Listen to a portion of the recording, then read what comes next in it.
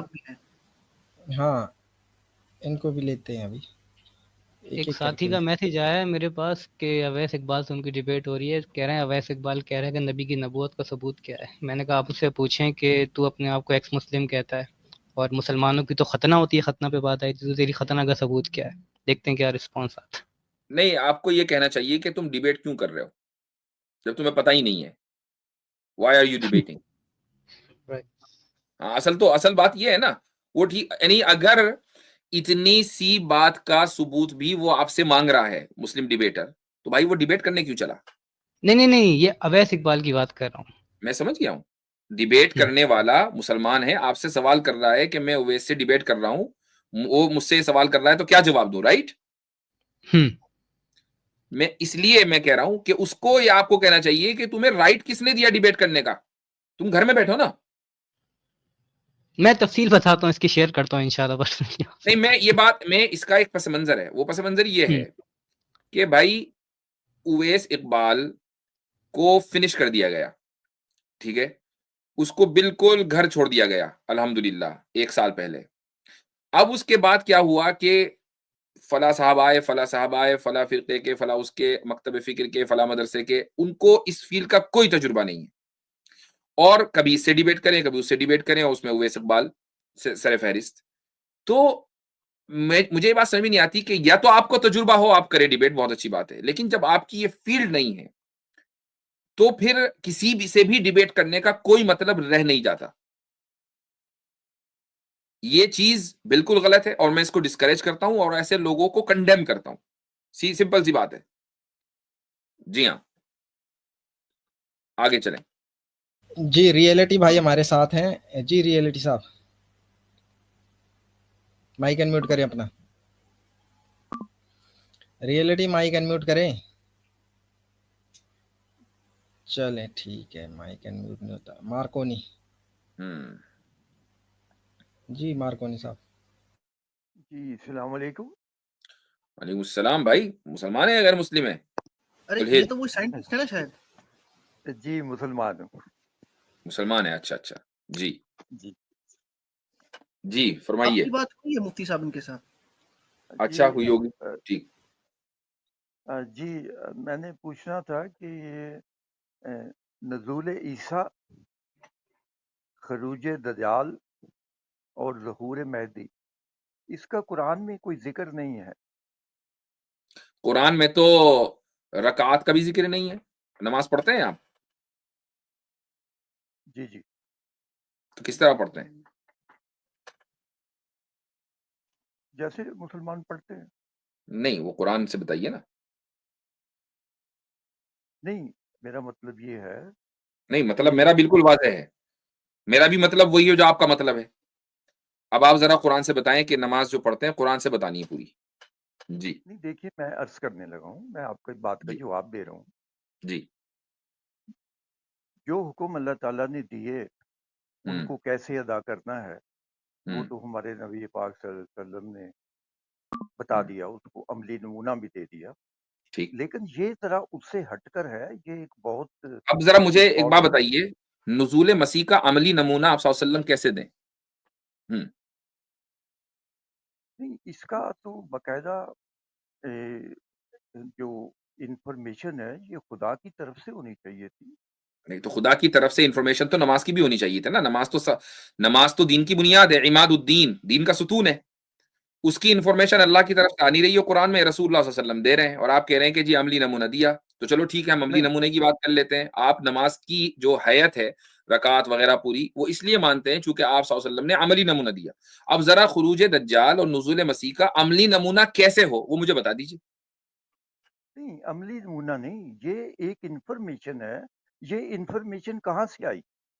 तो वो इन्फॉर्मेशन कहाँ से आई, वो जो नमाज़ वाली है?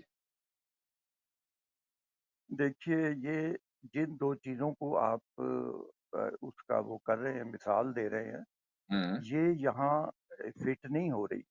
ठीक है, मुझे एक बताइए कैसे बहुत नहीं हो बड़ी रही? एक बहुत बड़े हुक्म को, एक बहुत बड़ी बात को, बहुत बड़ी इन्फॉर्मेशन को जी। आप सुन्नत से या हदीस से नहीं मिला सकते। नहीं, वो ठीक है। अब ये जो बहुत बड़ी भी इन्फॉर्मेशन बनी, वो बड़ी इन्फॉर्मेशन कैसे बनी? मैं वही पूछना चाह रहा ना। ये आपने बहुत कहा वो बड़ी बहुत बात बड़ी, है। हाँ भाई बहुत बड़ी है, हम भी मानते हैं, वो बनी कैसे बहुत बड़ी? देखिए ये हज़रत ईसा अलैहिस्सलाम का आना, नहीं, मैं दज्जाल नमाज़ जाने की का बात कर रहा हूँ कि नमाज़ जो है बहुत बड़ी इन्फॉर्मेशन है या बहुत छोटी इन्फॉर्मेशन है? देखिए ये तो इसको आप दूसरी तरफ ले जा रहे हैं। नहीं, मेरा दूसरी ख़्याल तरफ है नहीं, कि बिल्कुल सही सिम्त में एकदम सीधे चलना है, बिल्कुल, बिल्कुल नाक की सीध में। अब बताएँ वो नमाज़ की जो इन्फॉर्मेशन है, वो बड़ी इन्फॉर्मेशन है कि छोटी इन्फॉर्मेशन है? देखिए फिर ये बात दायरे से निकल जाएगी। नहीं, नमाज़ नहीं, का तो एकदम हुक्म दायरे के अंदर है, बहुत छोटा-सा दायरा है, उसी के अंदर खड़े हैं। जी, तो नमाज़ एक छोटा हुक्म है, बड़ा हुक्म है। और अगर बड़ा हुक्म है तो बड़ा कैसे बना? और छोटा हुक्म है तो बता दीजिए। देखें आप इसके जवाब से ना पहलू नहीं, तही कर मैं रहे हैं। मैं जवाब आप आप ही से लेना नमाज़ में चाहता हूँ। मुझे आप नमाज़ में कोई मुझे फँसा के नहीं, कोई नहीं असली फँसा। सवाल से हट रहे हैं। आपके उसूल को लैब में डाला है। हमारे पास है लैब, ठीक है? हमने आपके उसूल को लैब टेस्ट करना है।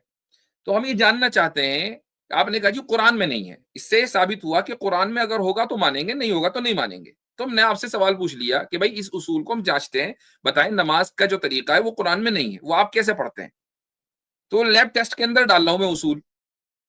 आप इसको साबित कर दीजिए उसूल को, हम मान लेंगे कि भाई बात आपकी बिल्कुल ठीक है, कुरान में ना होने का मतलब ये है कि बात तो गलत होगी। और ये नमाज का टेस्ट इतना इम्पोर्टेंट है, वही कुरान मैंने ये जिसकी आप बात कर रहे हैं वो मैं दलील देता है कि लम लम लम नकु मिनल मुसल्लीन, ये जी, अहले नार से पूछा जाएगा कि नार में क्यों गए, हम नमाज नहीं पढ़ते थे। नमाज़ नहीं पढ़ते थे, तो वो तो बहुत बड़ा मसला है। तो अब मुझे बताएँ कि इस उसूल को हम जाँच रहे हैं। मैं आपको नमाज़ की तरफ नहीं ले गया, उसूल पर हूँ मैं। आपके उसूल को जाँच रहा हूँ। जी, देखिए बात ये है इसका जी। आप सीधी बात बता दें कि इसका सोर्स ऑफ इनकम अगर हुजूर सल्लल्लाहु अलैहि वसल्लम ने बताया है नहीं, तो सीधी आप बता बात तो दीजिए। आपको करनी है ना मेरे भाई। उसकी वजह ये है कि आपने एक उसूल दिया, या तो आप कहें कि मेरा उसूल गलत है।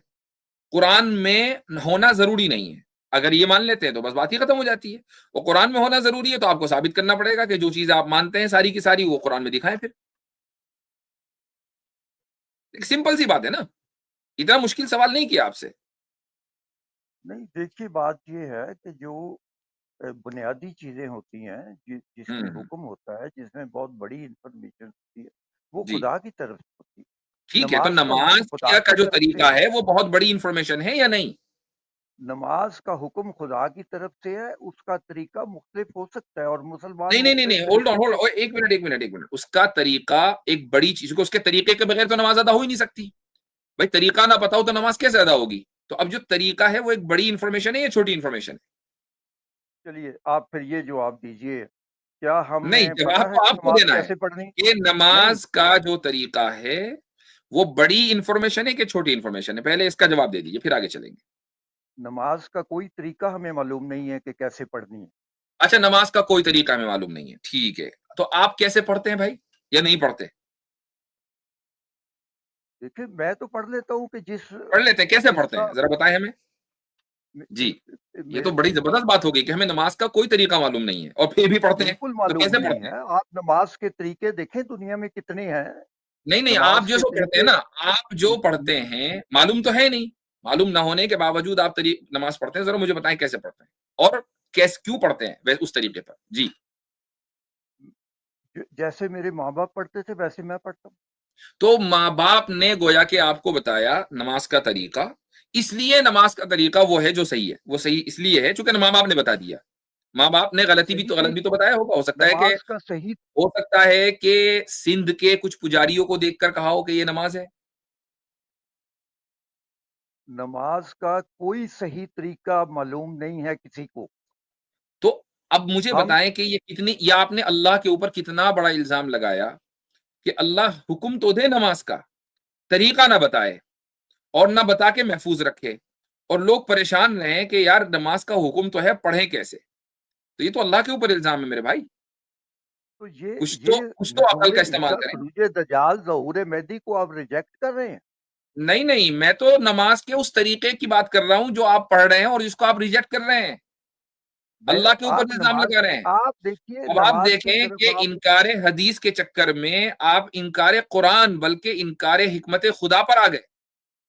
आप भी इनकार खुदा कर रहे हैं मोहतरम, आप इनका जवाब नहीं दे रहे। देखें ये देखें इंफॉर्मेशन आपके कहाँ से उसूल मिली है? को हमने अपनी लैब मशीन में डाला और उसमें जो है ये कोविड पॉजिटिव निकल कर आया। अब क्या करें इसका? अच्छा मुझे ये बताइए, बोला कल को positive, इंसान किसी दूसरा- दूसरे दूसरा प्लेनेट कौन पर है? चला जाए तो वहां नमाज कैसे पढ़ेगा? तो वो यहीं से सीख कर जाएगा ना, वो तो यहीं से सीख कर जाएगा। आप ये कह रहे हैं कि कैसे अल्लाह ने नमाज का हुक्म दिया लेकिन तरीका नहीं बताया, तो ये तो नाइंसाफी है ना अल्लाह के ताल्लुक से। वैसे हजरत आपने नमाज की बात की, मैं थोड़ा सा और आगे जाना चाहता हूँ। फसल लिली रब्बी का वनहर, मैक्रोनी साहब, मार्कोनी साहब, ये जो हजरत ने तो बात कर दी सलात के हवाले से, मैं नाहर पे आ जाता हूँ, सूरह इन्ना अतैनाकल कौसर की। ये नाहर में मैं अगर आपको दावत दूं घर पे और एक कुत्ता नाहर करके आपको खिला दूं तो क्या आप खाना पसंद करेंगे? इधर उधर ना जाएं, मेरे सवाल पर आ बिल्कुल जाएं। अपने मैं मौजू आपके पर सवाल का मुझे जवाब दे। ये बताएं जी, कि जी, ये इंफॉर्मेशन बिल्कुल अपने कहाँ है? मौजू पर है भाई, अपने मौजू पर है। हम तो यहाँ उसूली इलाज करते हैं। हम यहाँ ये जो बताइए मुझे, जिना लगाते हैं आप ना, तो फिर आप वो कुत्ता बिल्कुल एकदम फाइनल आपको फाइनल। कुत्ता नाहर करके मैंने दावत के लिए बुलाया, बहुत अच्छे से उसकी जो है ना गार्निशिंग भी की, मैंने बारबेक्यू कर लीमू दिया। शीमू भी डाला, हाँ बारबेक्यू कर दिया, आपको बुलाया। अब आप खा नहीं रहे, हाथ नहीं बढ़ा रहे, तो मैं आपसे ये कहूंगा ना कि कुरान से साबित कर दें कि भाई आप क्यों नहीं खा रहे, आप इसको क्यों नजस समझ रहे हैं। नहीं कर ये सकते कर हैं आप? देंगे ना साबित मुफ्ती साहब बसारत भाई, कुरान में तो कुत्ते का जिक्र है, तो खा लेंगे। इधर उधर ये कुत्ते का जिक्र कुत्ते पर न जाए, मुझे नजूले ईसा, खरूज दजाल, ज़हूर मेहदी की इंफॉर्मेशन बताइए। हाँ बिल्कुल बता दी आपको कि बिल्कुल जैसे आपको नमाज की कोई इंफॉर्मेशन नहीं है और आप आज तक ये नहीं पता लगा पाए कि नमाज सही पढ़ रहे हैं या नहीं, और आपने अल्लाह के ऊपर इल्जाम लगा दिया कि उसने नमाज का तरीका नहीं बताया है, तो अगर मैं आपको इंफॉर्मेशन बता भी दूं ना खुरूज मेहदी की और ज़ुहूर नुज़ुल ईसा की, तो आप बिल्कुल ऐसे ही कहेंगे जैसे आपके अम्मा अब्बा ने आपको नमाज का तरीका बता दिया, तो उसमें और इसमें कोई फर्क नहीं होगा। तो फिर ऐसे डिबेट करने से क्या फायदा? हम तो यहाँ उसूली बात करते हैं, ठीक है, हम उसूली बात करते हैं। तो चलें, आपके तरकश में इतने ही तीर थे, वो सारे इस्तेमाल हो गए मेरे भाई। इंशाल्लाह फिर बात करेंगे। जज़ाकुमुल्लाह, अल्लाह ताला आपको हिदायत दे, बल्कि हदाकुमुल्लाह। जी चलें जी आगे।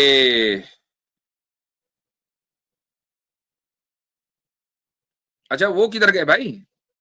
आतिफ रैयानी चले गए? वो कह रहे मैं आता हूँ, कह रहे 2 मिनट में आता हूँ मैं। अच्छा अच्छा अच्छा, ठीक है। Reality sir good evening. क्या बोला आपने भाई? Good evening ji. Good evening, good evening. हाँ जी, yeah how are you? Fine thank you. कहाँ के हैं आप? मैं इंडिया से। साउथ इंडिया के हैं, ठीक। तो क्या हैं, हिंदू हैं, क्रिश्चियन हैं, क्या हैं, एथिस्ट हैं? सर टेक्नोलॉजी मैं नहीं बता सकता हूँ, पर नहीं क्यों नहीं कुछ बता ऐसे सकते? ही I mean what do you believe in? आपकी बिलीफ क्या है? सर बेसिकली कम्युनिस्ट कम्युनिस्ट हैं, ये तो एथिस्ट हैं या आप। ठीक है ठीक है, सही है। तो जो लेनिन और माओ के मानने वाले हैं?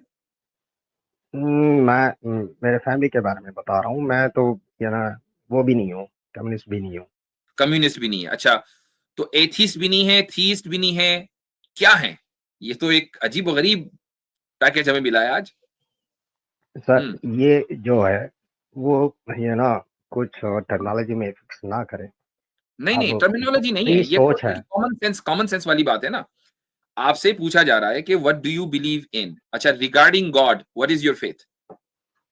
सर गॉड एकदम से उस कॉन्सेप्ट पे जाना सही नहीं लगता है मुझको। फॉर एग्जांपल अच्छा हमारे सामने कायनात है, ठीक है, और नहीं, ये फाइनाइट है, इनफाइनाइट हम नहीं जान सकते हैं, सामने इतना ठीक ठीक है। बड़ा चीज है। गॉड के ताल्लुक से व्हाट डू यू थिंक के ही एग्जिस्ट और ही doesn't exist? I think it's rubbish concept. I think it's the यहाँ concept of God is a rubbish concept, ठीक है, ये आप कह रहे हैं ना, राइट? या अब बुरा मत मानिए, ये फ्री नहीं नहीं नहीं, वो नहीं बुरा, हम बुरा नहीं मानते भैया, हम तो बुरा मनाते हैं। हम सामने ये वाले को सिर्फ बुरा मेरा मनवा देते हैं, बुरा नहीं मानते, हम कभी बुरा नहीं मानते। तो आप कह रहे हैं कि concept of God is a rubbish concept, तो इट मींस कि आप गॉड में बिलीव नहीं करते, वरना इसको रबिश कॉन्सेप्ट ना कहते। सिंपल सी बात है अब भाई। आप भाई सोच लीजिए, मेरे से मत कहवाइए। नहीं, हम आपसे ही कहलवाएंगे। मैं क्यों सोचूं गलत बात जिसका मुझे ना सही से पता आगे ना हो। जाके अगर आपको कोई चीज रबिश है, इंफरेंस से इमेजिन मेरे कोई चीज अगर आपके बतौर नजदीक इंफरेंस रबिश है, why would you believe it to be true? नहीं सर, मैं इसलिए रबिश कहता हूँ कि वो है कि नहीं वो बगल में रखिए। पहले ये जो कायनात है, ये जो ब्रह्मांड है आपके सामने मौजूद है। वो तो है, हाँ उससे सर। कोई इनकार नहीं कर रहा है। बात उसकी नहीं हो रही है। बात ये हो रही है कि जो सामने हमारी आंखों से नहीं दिख रहा है, do we believe that he exist और ही डजंट? सिंपल सी इसलिए बात। रबिश कह रहा हूँ, जो हम्म, सामने है, जो दिख रहा है, जिसमें उसका जो यानी बहुत अच्छी मौजूदगी बात है। है। वो बहुत अच्छी बात है कि आप रबिश कह रहे हैं। रबिश तो कह रहे हैं ना, you are calling it a rubbish concept, right? या okay, do you believe in a rubbish concept? Sir इस चीज छोड़ दीजिए आप। नहीं, अब क्यों हम छोड़ा है? एक यही तो मेन चीज है, नहीं छोड़ सकते। इसी को क्यों पकड़ना है, इसी क्यों को पकड़ना है। Do you believe in a rubbish concept? How could one believe in rubbish concept? Exactly, so say with pride कि भाई आई डोंट तो बिलीव इन द ये रबिश चीज कॉन्सेप्ट, मैंने पहले आई ही डोंट बोल बिलीव दिया इन था गॉड। आपको। इस चीज पे कोई भी इन्फ्लुएंस मत निकालिए। आप नहीं मेरे से नहीं क्या नहीं हुआ नहीं, तो कि आपको विद या ना प्राइड आप बोलना इन्फ्लुएंस मत चाहिए। यू निकालिए। Should be proud of yourself कि आप गॉड में बिलीव नहीं करते। इट्स नॉट आप अबाउट अब इवन घबरा क्यों प्राउड। रहे हैं? It's not why even it's about not proud coming sir. Out of your mouth? No आप ये ना इसका ये साथ ही आप जब बात करेंगे इन्फ्लुएंस से पता चल जाएगा आपको, इसलिए मैं बार वो बार पता कह रहा चल था। गया, वो मुझे पता आप चल इस गया। मैं चीजों के आपके पीछे मुंह मत से वो पड़िए। बात कहलवाना चाहता हूं जो आपके दिल हाँ में है। वो भी जो मैं बोल दिया था, आप एक कॉर्नर Why पे are लेके you जाके जहां ashamed पर of expressing your faith? Simple सी बताइए, why are you ashamed of expressing your faith? What पे जो भी आपका फेथ है कि गॉड में मुझे बिलीव नहीं करना, ये भी एक फेथ है ना। गॉड में वो बिलीव ना अशेम नहीं है करना इज अ क्योंकि faith. Sir we are playing cricket. हजरत फॉर इनसे एग्जांपल गुफ्तगू फिजूल है, ये बहसम बहसाई करते जाते हैं, चाहे तो 1 घंटा दे दो इनको। और जी, कम्युनिस्ट मैं वो ये अपने कह आप रहे हैं को कि वी आर कैसे प्लेइंग क्रिकेट। मुझे क्रिकेट बहुत पसंद है। मैं बचपन में क्रिकेट खेला या करता था, फास्ट बॉलर था, 2-4 लोगों के या नाक में भी। एबीसीडी पढ़ रहा हूँ। तो मैं एक बच्चे से पूछा कि भाई एबीसीडी पढ़ो, ए बी कह दिया, फिर अरे do you believe in reality भाई, गॉड? आपसे मैंने सीधी सी दैट बात इज पूछी थी। रियलिटी वहां सुने, पर आपसे मैंने एक पूछी। अरे भैया नहीं, बात है, वहां पर देखिए सर बैक एक स्टेज कर कायनात देंगे है, फिर। इसके साथ ये सुनते नहीं है, बस बोलते जाएंगे बोलते जाएंगे। रियलिटी आपसे मैंने सिंपल सी बात पूछी थी कि चलो हम आपकी बात को मानते हुए एक एक एक राह ले लेते हैं, एक रास्ता ले लेते हैं कि ये यूनिवर्स जो है वो हमेशा से है, इन्फिनिटी रिग्रेस सही है, तो हमारा वजूद कैसे हुआ? आप इसका जवाब नहीं दे रहे हैं, पिछले हफ्ते से भाग रहे हैं इधर उधर। इसका जवाब दे दीजिए आज।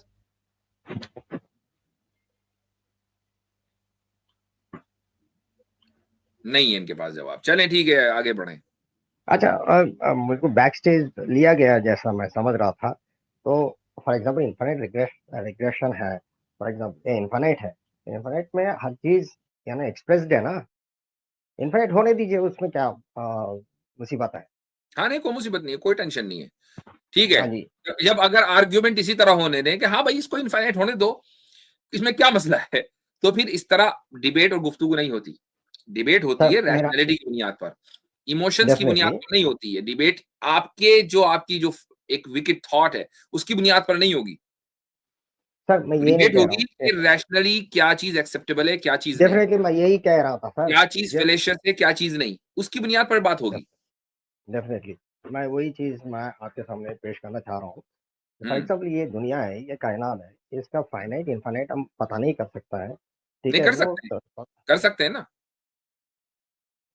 सर कैसे बोल सकते हैं? हाँ बिल्कुल कर सकते हैं। फाइनाइट है, अगर इन्फिनिट होती तो हम मौजूद ना होते। सिंपल सी बात है, हम मौजूद हैं, इसका मतलब ये फाइनाइट है।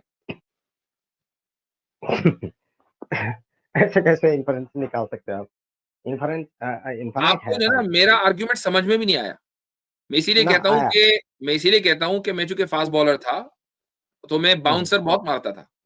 तो बाज मरतबा सर के अच्छा। ऊपर से गुजरती थी, बाज मरतबा सीधे नाक पे। हाँ, ठीक है। तो ये जो बाउंसर मैंने मारी है, ये इसने नाक तोड़ दी आपकी। ठीक है, कोई नहीं, फिर मैं मलहम पट्टी करा लूंगा। बात ये ना चले ठीक, सर। ठीक है, चाहे आप पट्टी कराने जाएं, अगली मरतबा बात होगी, वरना डॉक्टर उठ चले जाएगा, रात बहुत हो चुकी। वंदे भारत एक्सप्रेस थे वाहिदी साहब, इटरनल सोल। हमारे पास रावलपिंडी एक्सप्रेस है ना। जी भाई। जी इटरनल हेलो सोल साहब। हेलो, मेरी आवाज आ रही है? जी, आपके बाद अच्छा ये रियलिटी को फारिग करें।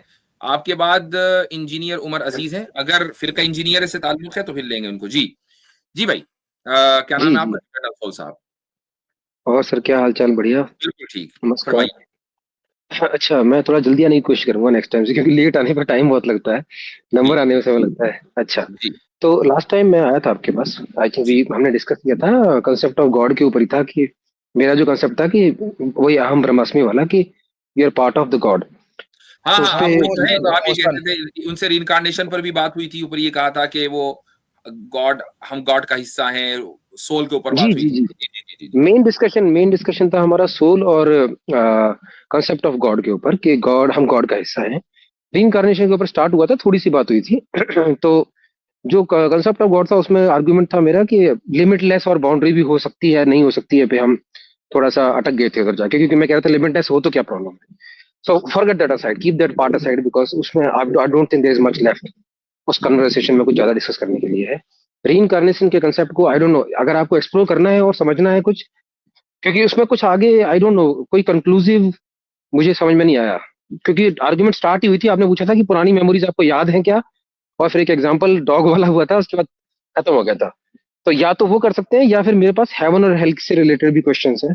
तो आप बताइए, मैं रीइंकार्नेशन के ऊपर अगर आप मेरा पॉइंट ऑफ व्यू समझना चाहते हैं तो आई कैन डिस्कस दैट, और नहीं ठीक, तो फिर मैं हेवन और हेल का भी पूछ सकता हूँ। आपकी चॉइस है। ठीक है, तो रीइंकार्नेशन के ऊपर ही मेरा जो पॉइंट था, हम्म, कि पॉइंट मेरा सिंपल से यही था कि इसमें लॉजिकल फैलिसी आपको क्या लगती है, कि एक इंसान पैदा हुआ, मरा, फिर दोबारा पैदा हुआ, मरा, जब तक कि वो अपने इमोशन से डिटैच नहीं हुआ। नहीं नहीं, हमें इसमें कोई लॉजिकल फैलेसी नहीं लगती। हम तो खुद ही कहते हैं कि एक इंसान मरता है और जी, उसके बाद दोबारा पैदा होता है, हम तो खुद मानते हैं। वो तो वंस, आप वंस कहते हैं ना, साइकिल नहीं चला रहे आप। तो लेकिन जो ये जो वंश पैदा होता है, हाँ यानी एक मर्तबा पैदा होने में कोई जी, आपको आपत्ति तो नहीं है? एक मर्तबा पैदा हो सकता है। नहीं तो फिर नहीं, एक बार पैदा कैसे हो सकता है, मतलब डायरेक्ट भगवान ने पैदा ही इंसान की फॉर्म में कर दिया डायरेक्ट, हाँ, एक कोई मर्तबा लर्निंग नहीं इंसान मरा और उसके बाद फिर इंसान दोबारा पैदा हो गया। नहीं, ठीक है, जो फर्स्ट इसको टाइम पैदा समझना हुआ है। वो आप इंसान कैसे, आप इंसान क्यों मान रहे हैं, जो फर्स्ट टाइम पैदा होते ही इंसान बनेगा पहला। अच्छा, तो अब एवोल्यूशन पर आए, हम एवोल्यूशन पर बात करना चाहेंगे। मतलब रीइंकार्नेशन के ही इसमें आ गया ना ये, मतलब मेरा जो तो पॉइंट है कि एज पहली मर्तबा गॉड ने हाँ, इंसान को किस शक्ल में पैदा किया? किसी भी शक्ल में पैदा किया हो, कोई सिंगल सेल, डबल सेल, जिससे कि सीखना, पहले सीखे तो सरवाइव सिंगल करना। सेल ने वो क्या अच्छे काम किए कि जिसकी वजह से वो डबल सेल बना, उसके बाद फिर वो सिंगल सेल ने सिर्फ मल्टीमीडिया एक काम क्या किया, बना? जी सिंगल सेल ने सिर्फ एक काम किया जो सिंगल सेल को करना आना चाहिए, बस। हाउ जी, डज सिंगल अच्छा, सेल सरवाइव, उतना सीख लिया तो वो आगे उतना चला गया। ठीक है। अच्छा, जब ये जो हमें जो काम करना आना चाहिए, समय हमें वही करना है या अच्छे बुरे में फर्क करना है, तो जाकर हम अच्छे इंसान बनेंगे अगले जी जन्म जी, में? बिल्कुल अच्छे बुरे में फर्क करना है, जो तभी तो अच्छे बुरे में फर्क जितना करना है, ठीक है। हाँ जी। तो मसलन एस्ट्रोलोपैथिकस ने ऐसी कौन सी अच्छाई की होगी कि वो जी फिर आगे चलकर होमो इरेक्टस बन गया? नहीं नहीं, आप उसको इवोल्यूशन के आपने इसको बिल्कुल इवोल्यूशन से ही जोड़ दिया, देखिए। भैया सिंगल आप सेल पर मतलब तो आप ही लेके गए ना। नहीं नहीं, सिंगल सेल पे मैं तो हर एक को लेके जा रहा हूँ, मैं ऐसे नहीं बोल रहा हूँ हाँ, मुझे ना कि मुफ्ती साहब होमो इनको सेपियंस। इनको इनको जी सिंगल सेल पे ही रखते हैं ना। हाँ, जी जी सिंगल सेल पर ही रखें। जी सिंगल सेल पर जी। आप लेकर गए तो ये तो एवोल्यूशन का कॉन्सेप्ट हो गया। आपने अब ये, रीइंकार्नेशन को एवोल्यूशन से मिला दिया। अब मेरी बात सुनिए ना, मेरी बात सुनिए, जी क्या अभी इस वर्ल्ड में सिंगल सेल है कि नहीं है? है, बिल्कुल है, आपके जिस्म में भी है, मेरे बिल्कुल। जिस्म में भी जी है। ये क्या जी बात जी हुई? जी। बस सेल सिंगल है। तो जैसे ही आप उसको तो दूसरे सेल से डिपेंड अलग डिटैच करेंगे, वो सिंगल सेल है। हाँ, मतलब जो इवोल्यूशन के टाइम जो कंसेप्ट था सिंगल सेल का, वो अभी भी अवेलेबल है, सिंगल सेल है। अगर कोई पहले कोई मछली थी तो अभी भी है, डिफरेंट, आप नहीं, थोड़ा बहुत। गलत रीइंकार्नेशन और एवोल्यूशन को मिला जी रहे हैं। नहीं, मिला गलत नहीं रहा हूं मैं, गलत मेरे आप भाई, मिलाने की कोशिश कर रहे हैं। मेरे भाई हाँ ये जी गलत कह रहे हैं आपके, जो जी कॉन्सेप्ट उस वक्त था वो कॉन्सेप्ट आज भी है। ए बायोजेनेसिस की बात आती है जब सिंगल सेल के ऊपर, कि सिंगल सेल की एग्जिस्टेंस ए बायोजेनेसिस पे, this is very very much unscientific. इसका इसका कोई देखिए, एक दलील बात नहीं है, कोई समझिए, सबूत नहीं है। थोड़ा सा मैं इसको नहीं, ऐड अप कर देता हूँ आप सर, थोड़ा सिंगल सा। सेल के ऊपर आ जाएं, आप फर्स्ट सेल थ्योरी बयान कर रहे हैं तो आप वहीं पे आ जाएं, आप पहले ए बायोजेनेसिस साबित कर दें। जी, नहीं नहीं नहीं, उसके ये बाद बाकी बात। बायोजेनेसिस छोड़िए, देखो नहीं, ये एक बायो, मिनट, देखो ये। अभी मेरे ख्याल से बात चूंकि रीइंकार्नेशन पर हो रही है, मैं आपसे सिंपली जी एक बात पूछता हूँ कि जी जी एक जन्म में कोई भी जन्म हुआ, खुदा ने, गॉड ने किसी को सबसे पहले जो भी बनाया, आपने कहा जी सिंगल कुछ सेल भी बनाया हुआ, कुछ भी सिंगल, मतलब मुझे नहीं पता, कुछ हो सकता। अब बायोजेनेसिस सिंगल सेल कहता है तो मुझे लगा कि शायद वहीं मैं से। वही कह रहा हूँ हाँ कि आपको नहीं पता हाँ और हमें पता है जी। कि खुदा ने इंसान को पहले इंसान ही बनाया, ठीक है, और उस तो जानवर का क्या? इंसान को ये बताया कि कुछ अच्छे काम है, कुछ बुरे काम है, अच्छे काम करने, बुरे काम से बचना है। जब तुम मरोगे, मरना हर एक को है, उसके बाद तुम्हें दोबारा जन्म दिया जाएगा और तुम्हारी जो जिंदगी है उसके ऊपर फैसला किया जाएगा, पुरानी जिंदगी के ऊपर, कि तुमने अच्छे काम किए कि बुरे काम किए। ये कॉन्सेप्ट सिंपल, सीधा सादा है, हर एक आदमी को समझ में आता है, ठीक है। अब आप जो कॉन्सेप्ट देते हैं वो देते हैं रीइंकार्नेशन का। हम उसमें सिंपल ये पूछते हैं कि भाई पिछले जन्म में आपने कौन से अच्छे काम किए थे जो आज आप एक अच्छे इंसान की शक्ल में हमसे बात कर रहे हैं? आपको पता नहीं? जी जी जी, मैं बताया तो था मैंने आपको। जी, क्या देखिए, बताया? आई मैंने ये बताया था कि पिछले जन्म से इस जन्म में कुछ ना कुछ मैंने सीखा है। I learn some things and then ये वाला जन्म हुआ। जैसे कि मान लो आप ये कहोगे कि एक बंदा, क्या बोल सकते हैं? क्या है, क्या जी जी। मतलब? यानी आप कुछ ना कुछ सीख कर अगले जन्म में जाते हैं या अच्छे कर्म करके अगले जन्म में जाते हैं? अच्छा इंसान आप अगले जन्म में नहीं, अच्छे अच्छा कर्म की बुनियाद पर बनते हैं या आपकी जो नेचुरल एबिलिटीज है उसकी बुनियाद पर बनते हैं? नहीं, अच्छा कर्म वरम तो कहाँ से, कोई कोई कंसेप्ट वो हटा दीजिए, अच्छा कर्म और बुरा कर्म। अच्छा, वो अच्छे इसको कर्मों की बुनियाद पर अगले रिलेटिव, जन्म में बड़ा अच्छे इंसान रिलेटिव, बड़ा रिलेटिव वर्ड है सर, अच्छा कर्म। एक एक अब जो एक शेर, अच्छा एक शेर अगर जानवर को खाएगा तो बुरा कर्म है कि अच्छा कर्म है? एग्जैक्टली यही हमारा सवाल है। ये तो आपने हाँ, हमारा सवाल हमें हमसे ही कर नहीं मैं लिया। कह रहा हूँ ना, अच्छा हमें कर्म पता बुरा लग कर्म रहा बड़ा रिलेटिव, जो बड़ा हमें रिलेटिव नहीं है। पता। आप मैं ये कहता हूं कि एक शेर इंसान वो इटर्नल सोल क्यों नहीं बना? आप ही क्यों बने? वो भी बनेगा कभी ना कभी फ्यूचर में जाके। नहीं मतलब ही उसका विल क्या learn and he process will. है? वो क्या करेगा? आप आज बन गए, उसको भी पता नहीं कितना टाइम लगेगा। वो ये नहीं क्यों तो फर्क वो है? तो मतलब वो वो बंदा तो भी बनना चाहता है, अगले जन्म में बनना चाहता है, कुछ प्रोसेस तो बताएं उसका। नहीं, अगले जन्म में इंसान बन जाएगा डायरेक्ट, आप ये कह रहे हैं? मुझे आप मतलब बताएं, आप कह रहे हैं, मुझे आप नहीं तो बताएं कि मतलब, आपका जो प्रोसेस था यहाँ तक पहुंचने का, शेर भी वही प्रोसेस पे चाहता है और अगले जन्म में वो इटर्नल सोल बनना चाहता है।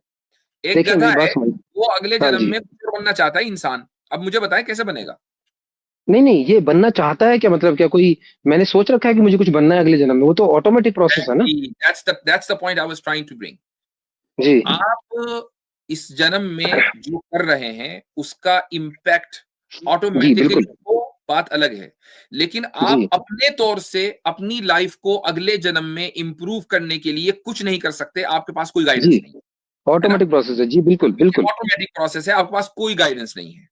जी सी जी जी, किसी जानवर हमारे को पास बताना भी नहीं गाइडेंस पड़ता। है कि हम अपने अगले जन्म को इंप्रूव कैसे कर सकते हैं। अब एक ले नहीं, मैन के सामने हम ये दो बातें हाँ रखें कि भैया हाँ एक आदमी है, उसके पास कोई गाइडेंस नहीं है, वो अच्छा कर्म करे, बुरा कर्म करे, सारी चीजें रिलेटिव हैं, उसको अगले जन्म में वही होना है जो एक नेचुरल हाँ प्रोसेस चला जा रहा है। ना कोई सजा हाँ है, ना कोई पनिशमेंट है, ना कोई रिवॉर्ड है।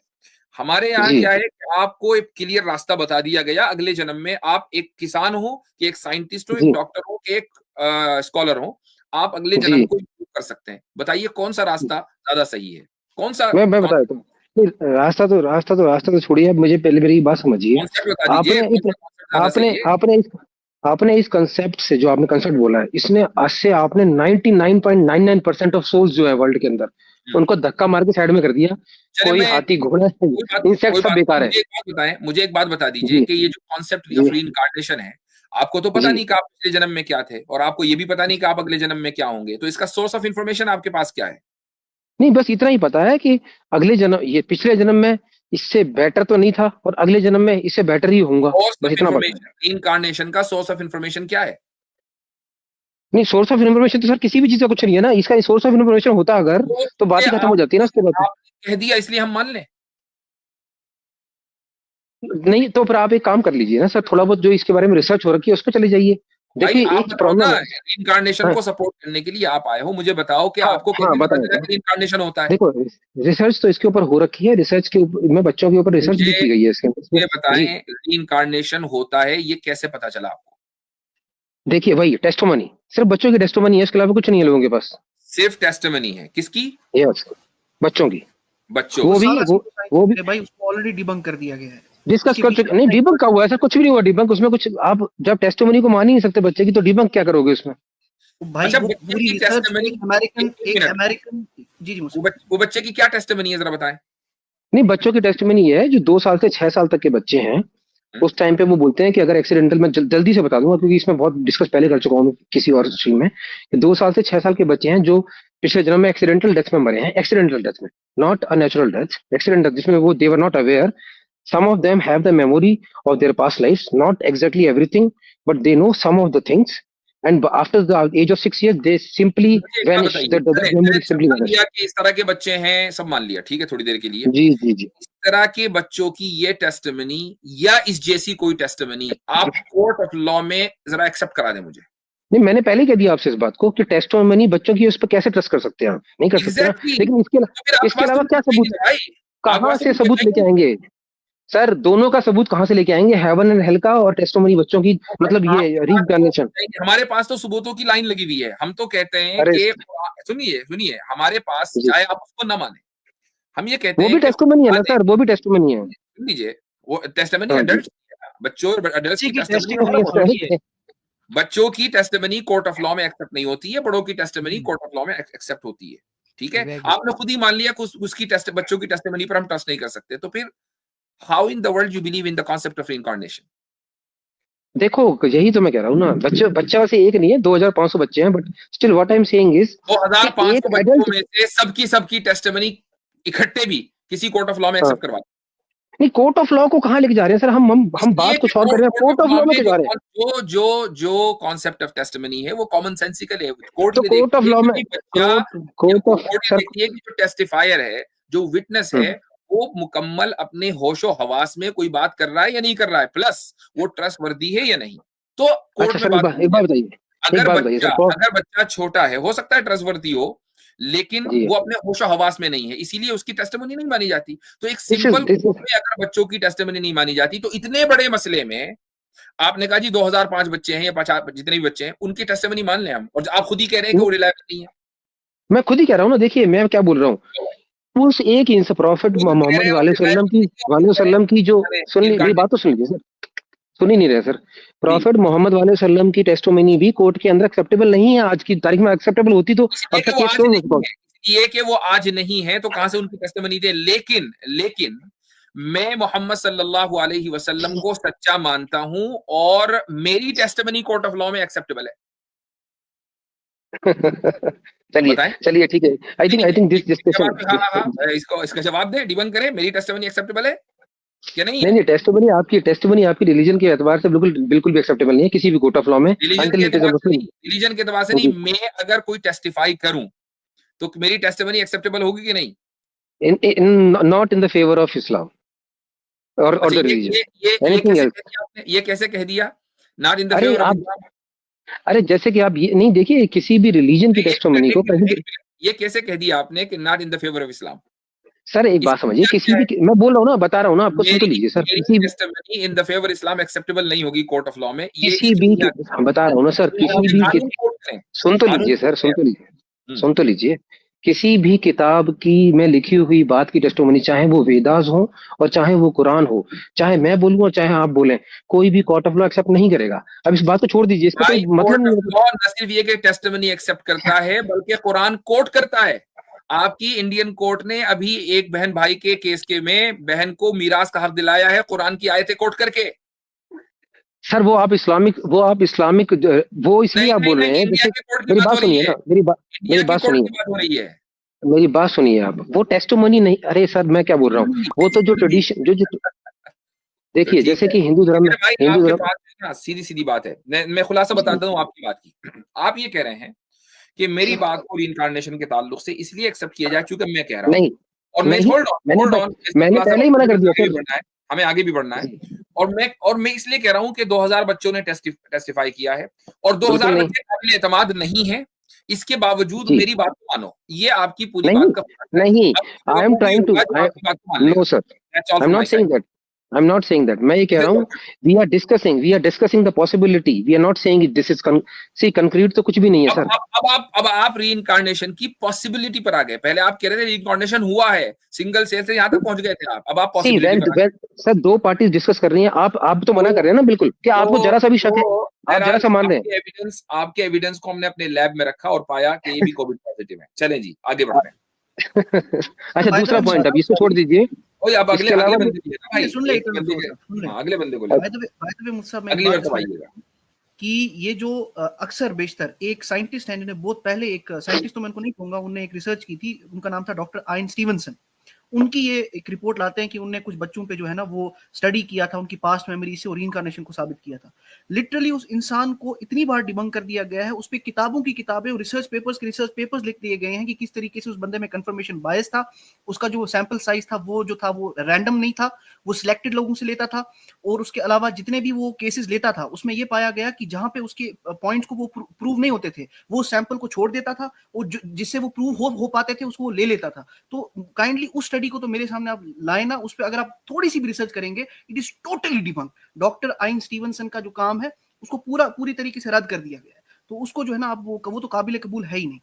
ये हो गई ये बात। दूसरा मुद्दा जो सबसे बड़ी बात मैं इस पे मैं खत्म करूंगा कि जो अभी मैं एग्री करता हूँ सर, बात कर रहे थे चले भाई गिलेमा एग्री करते हैं अब मैं तौहीद की बात से इस बात से बिल्कुल एग्री करता हूँ। आप बात तो सुने, खामोश बात रहिए थोड़ा। आप बात बोलने देते हैं। देखें, नहीं, हो खामोश गई बात, रहें, हो गई मेरी बात, हो गई पीडीएफ बात। शो हो रही है, अगर मैं पीडीएफ शो कर दूंगा तो आपके सारे सवालों के जवाब मिल जाएंगे। बस चलने दीजिए, हजरत ने तो रियायत कर दी आपके लिए, आपको जाने दे रहे हैं। एक्नॉलेज भाई अपनी बात पूरी करें। जी जी, मैं बस ये कह रहा था कि एक डिलेमा क्रिएट करने की कोशिश करते हैं हमारे इटर्नल भाई हमेशा, कि एनिमल्स के साथ क्या होगा ये सब। मैं ये कहता हूँ कि जो सबसे बड़ा मॉरल डिलेमा जो रीइंकार्नेशन के इशू पर है, रीइंकार्नेशन का पूरा कॉन्सेप्ट बनाया गया था प्रॉब्लम ऑफ इविल को सॉल्व करने के लिए, कोशिश की गई थी। द इशू इज कि इनका मानना है, यानी जितने भी लोग रीइंकार्नेशन में मानते हैं वो कहते हैं इस जन्म में अगर किसी के साथ बुरा होता है तो वो इसलिए होता है क्योंकि उसने पिछले अपने जन्म में कुछ ऐसे कर्म किए होंगे। अब मैं इनसे ये सवाल करता हूँ कि हिटलर ने अगर छोटे छोटे बच्चों को जिंदा जलाया, उनको गैस चेंबर में जो है वो मारा, तो आपके वर्ल्ड व्यू के नजदीक दे डिजर्व्ड इट।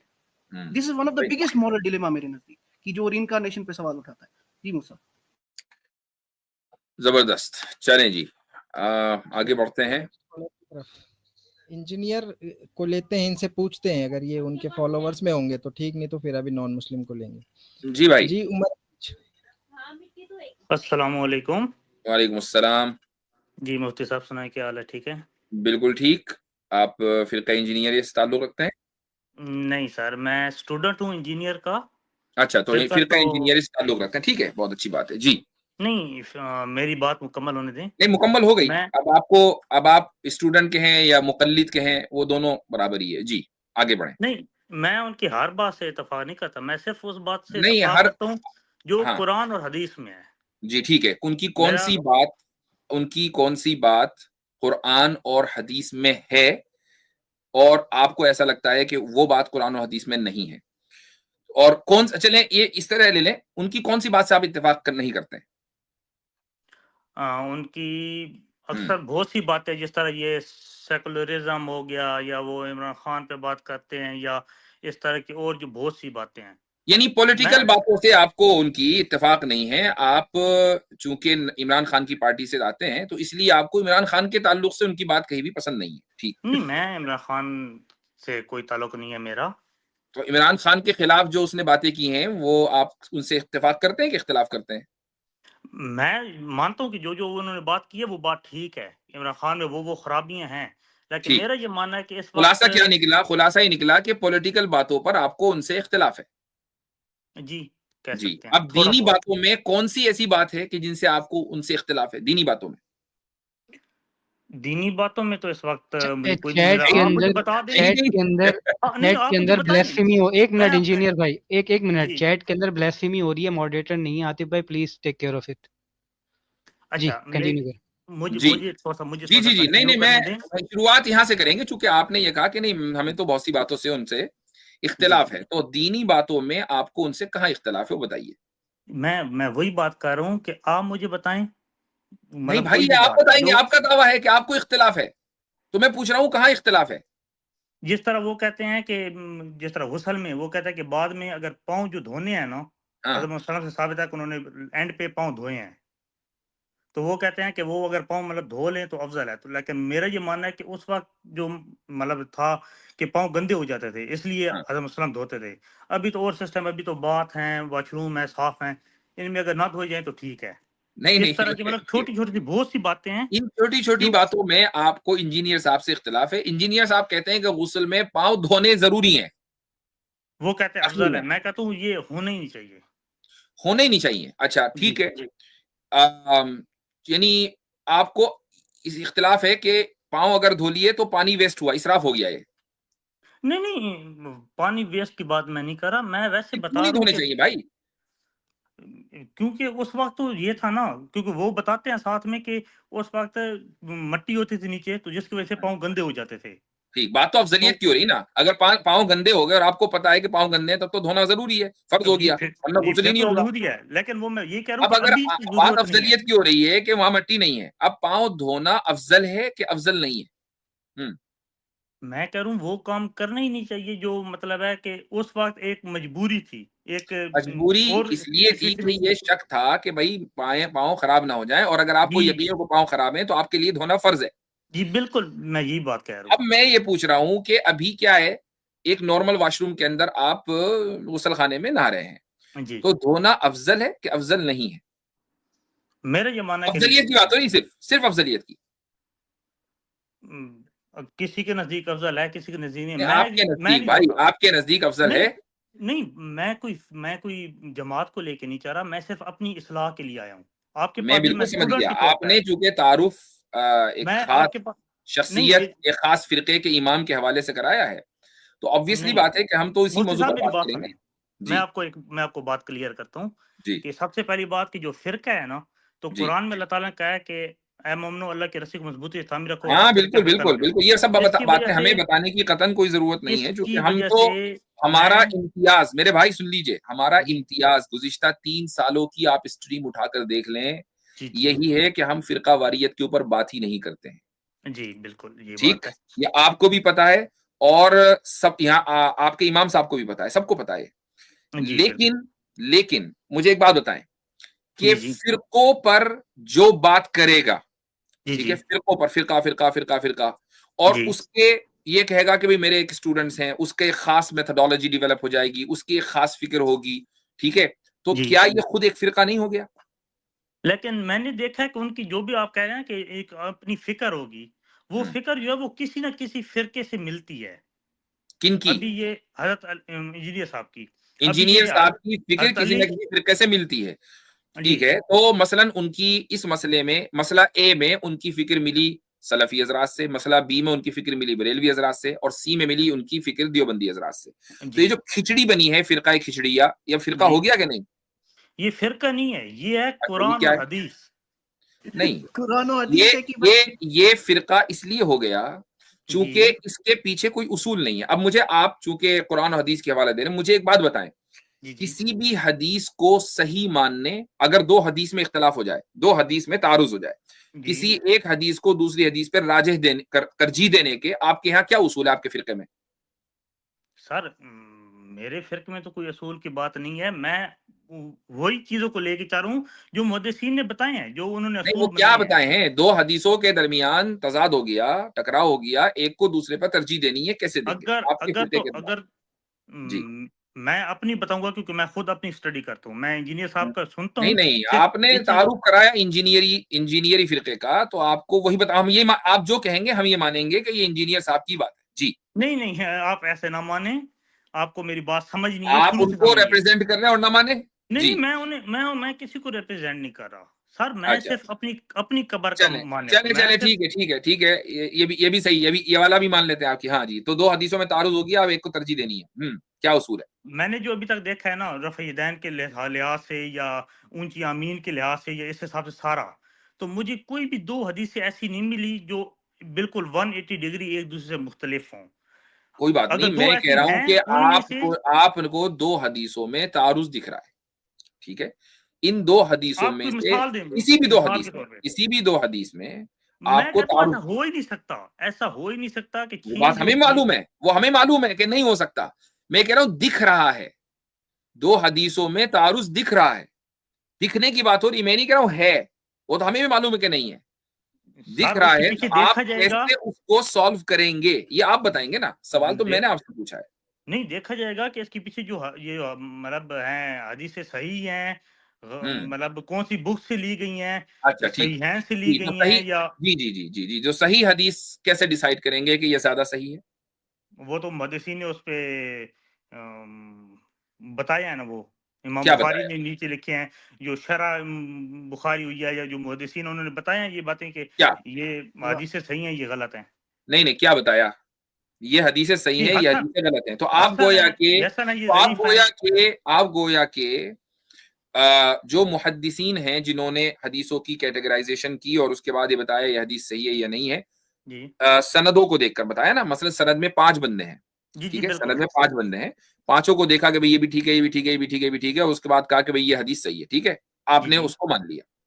अब मसला क्या है कि 2 हदीसें हैं, दोनों सही हैं, अब क्या करेंगे? सर अगर तो वो 180 हो ही नहीं सकती, नहीं, वो नहीं है भाई, वो इन रियलिटी नहीं है, तो वो दोनों दिख को रहा है, मानेंगे, वो दिख दोनों रहा को है ऐसा, मानेंगे। वो दिख रहा है अगर ऐसा, वो वो 180 नहीं है दिख तो रहा दोनों है को मानेंगे। ऐसा कि दोनों के दरमियान तारुज है 180, आपको दिख रहा है। अब आप कैसे तरजीह दोगे? सर मुझे कैसे नजर आता, जो चीज है ही नहीं वो मुझे कैसे नजर आएगी? हम्म जो चीज है ही नहीं वो मुझे कैसे नजर आएगी? बाज मर्तबा इख्तिलाफ 2 हदीसों के दरमियान नजर आ जाता है, बहुत सारे फिकी मसले हैं। मसलन अब्दुल्लाह मिसाल बिन मसूद रदी अल्लाह अन्हु की रिवायत है कि आप सल्लल्लाहु अलैहि वसल्लम ने तकबीर तहरीमा के वक्त रफ़े यदैन किया और उसके बाद नहीं किया, ठीक? जी एक हदीस सही हदीस है। उसके जी बाद दूसरी हदीस आ गई अब्दुल्ला इब्न उमर की कि आप सल्लल्लाहु अलैहि वसल्लम ने रफ़े यदैन किया तकबीर तहरीमा के वक्त, फिर रुकू में जाते वक्त, रुकू में आने से पहले। फिर एक जी और हदीस सही बता देता हूँ कि कान नबी सल्लल्लाहु अलैहि वसल्लम यरफउ यदैहि फी कुल्लि रफ़इन व ख़फ़ज़िन, कि हर उठने बैठने पर रफ़े यदैन करते थे। अब बताएं क्या करेंगे इसका? अच्छा ठीक है, ये अभी आपने मुझे बताया, अभी मैं आपको बताता हूँ। हम्म जो रफ़यदैन करने पे है ना हदीसें, हम्म वो तकरीबन 100 से ज्यादा हैं और वो सारी ठीक हदीस की ठीक किताबों में ठीक हैं। ठीक ठीक ठीक है ना, सही बुखारी ने उस पे एक बकायदा किताब भी लिखी है, ये क्या नाम है उसका, जी जुज़ रफ़अल यदैन। जूज जी रफी ठीक है ना, ठीक उसके अलावा जो अब्दुल्ला इब्न मसूद की जो आपने बताई है ना, जी ये वाली हदीस पे बहुत से मुहद्दिसीन ने कहा है कि ये वाली हदीस उनसे साबित ही नहीं है, ठीक तो ठीक फिर हम इसे सही नहीं मानेंगे, ये सही ज़ईफ नहीं है। मानेंगे। अच्छा, अब अगर कोई मान लीजिए इस हदीस को सही मानता हो, इमाम बुखारी के अलावा कोई दूसरा मुहद्दिस जो इमाम बुखारी के असातिज़ा के दर्जे में हो, वो सही मानता हो, अब क्या करेंगे? नहीं वो तो देखा जाएगा ना कि कितने लोग ज्यादा उस चीज को मान रहे हैं। नहीं, एक दलील दलील की कुव्वत और दलील की कसरत दोनों एक ही चीज है? मुझे नहीं पता ये आप मतलब क्या बात कर रहे हैं। यही मैं कह रहा हूं कि आप लोग उलमा से, आपकी मैं वैसे जुर्रत को मैं दाद इसलिए दूंगा कि आप कम से कम हमारे पास आ तो गए, जबकि आप इन इस्तिलाहात को जानते नहीं हैं। इंजीनियर तो ये भी नहीं करता कि वो बैठ जाए उलमा के साथ। यही पॉइंट मैं कह रहा हूं कि दलील की कुव्वत और दलील की कसरत दोनों बराबर नहीं है। अब मैं सिर्फ एक सिंपल सी बात बताता हूं मैं आपको, देखें, जी थोड़ा सा आपका फॉर्मूला सही करने लगा हूं मैं। जी जी बताएं बताएं, मैं इंटरेस्टेड हूँ। जी, वो ये है कि मसलन इमाम बुखारी रहिमहुल्लाह के और रसूलुल्लाह सल्लल्लाहु अलैहि वसल्लम के दरमियान कितने वास्ते हैं? मुझे सवाल नहीं पूछता पता, हूं, आप बता दे। उनके अंदाजा। उस्ताद हैं इमाम इब्ने मुबारक, उनके इमाम शाफी, कोई 4 के 5 इस तरह, मुझे सही याद नहीं है। 5 4 से 5 6 वास्ते उनके ऑन एन एवरेज है, ठीक है? जी। ठीक। अच्छा, इमाम अबू हनीफा और रसूलुल्लाह सल्लल्लाहु अलैहि वसल्लम के दरमियान वास्ते कितने? कोई कहता है कि वो ताबीन है, कोई कहता है वो तबा ताबीन है। चलो तबे 2 ताबी या मान 3, लेते हैं, चलो तबे मत तबा मान लेते ताबीन, हैं। ताबीन, साहबी और हज़रत सल्लम, 3 या 2 दो कर लें। 2 या 3, ठीक। जी क्या ये मुमकिन नहीं, इम्कान की बात हो रही है कि एक जी हदीस इमाम अबू हनीफा तक 2 वास्तों से पहुंची, जी ठीक? उनके जमाने में इमाम हनीफा के और उनके मुआसिरीन तक वो 2 वास्तों से पहुंची। जी उसके बाद अगला बंदा आया, तीसरा वास्ता, उसके बाद अगला बंदा आया, चौथा वास्ता, वो निकला ज़ईफ, वो कमजोर बंदा जी है। उसके जी बाद आ गए इमाम बुखारी, उन्होंने कहा ये हदीस तो ज़ईफ है। तो हदीस तो जी सही थी ऊपर, नीचे आके ज़ईफ हुई ना। जी तो आप इमाम बुखारी के फैसले को इमाम अबू हनीफा के खिलाफ कैसे जज कर सकते हैं, जबकि एक के दरमियान 2 वास्ते, दूसरे के दरमियान 6 वास्ते? जी बिल्कुल, मैं आपकी बात समझ रहा हूँ, आपने जो बात की है। आप बात ठीक कंप्लीट है ना? करें। बात हो गई। ये हो एक गया, अच्छा। फार्मूला आपको दे दिया मैंने, अब मुझे जी इसका रिबटल दे दें। मैं इस पे मैं आपको बात बताता हूँ। जी ये मैं अपनी बात बता रहा हूँ। मेरा इंजीनियर से कोई ताल्लुक नहीं है सिवाय इसके कि वो मेरा उस्ताद है, जिस तरह आप मेरे उस्ताद हैं।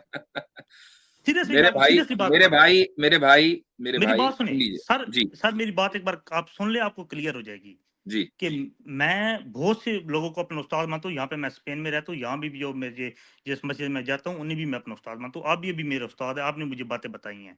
जी मैं सिर्फ अपनी कब्र को मतलब है कि अजाब से बचाना चाह रहा हूँ। उसके हिसाब से मुझे कोई भी आदमी सही बात बताएगा जो मुझे लगेगी सही है, वो मैं मानूंगा। अभी इस पे मैं आपको बताता हूँ कि आपने जो बात की है, ठीक है ना, सही है। लेकिन हमारा जो दीन है, देखिए जिस तरह अल्लाह ताला ने कुरान मजीद को 100% अपनी हिफाजत में लिया है, ठीक है ना।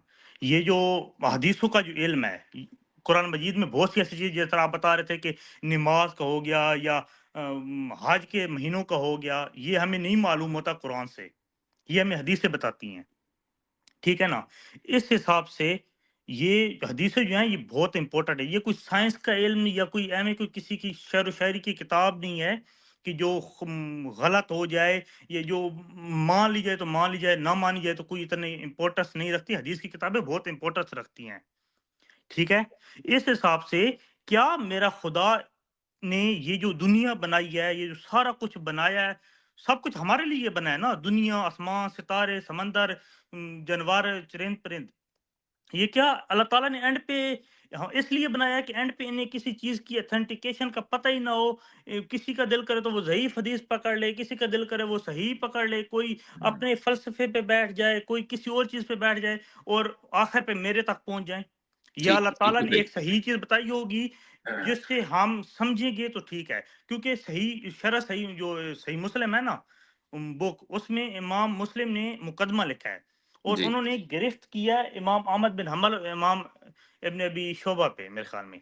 इमाम उन्होंने कहा बुखारी है पे भी किए है, इमाम बुखारी पर भी किए। खैर चलो आगे चलो। हाँ मैं वो जो बात है मैं वही बता रहा हूँ मेरे भाई ये सही होगी शायद। मुस्लिम का मुकद्दमा मैं पढ़ाता हूँ, ठीक है। जी मैं बिल्कुल उस्ताद हूँ उसका और सर, गुज़िश्ता मैं भी गुज़िश्ता आपको उस्ताद 14 साल मान से रहा पढ़ा हूँ। रहा हूँ। खैर आगे बढ़ें। मैंने जी कब आपको कहा है, मैं सिर्फ आपको बात जी बता रहा हूँ। जी मैं सिर्फ आपके पास इल्म लेने आया हूँ, मैं आपसे डिबेट करेंगे, आप बहुत हुँ, ऊपर के हैं, मैं सिर्फ हुँ, अपना इल्म के लिए आया हूँ आपके पास।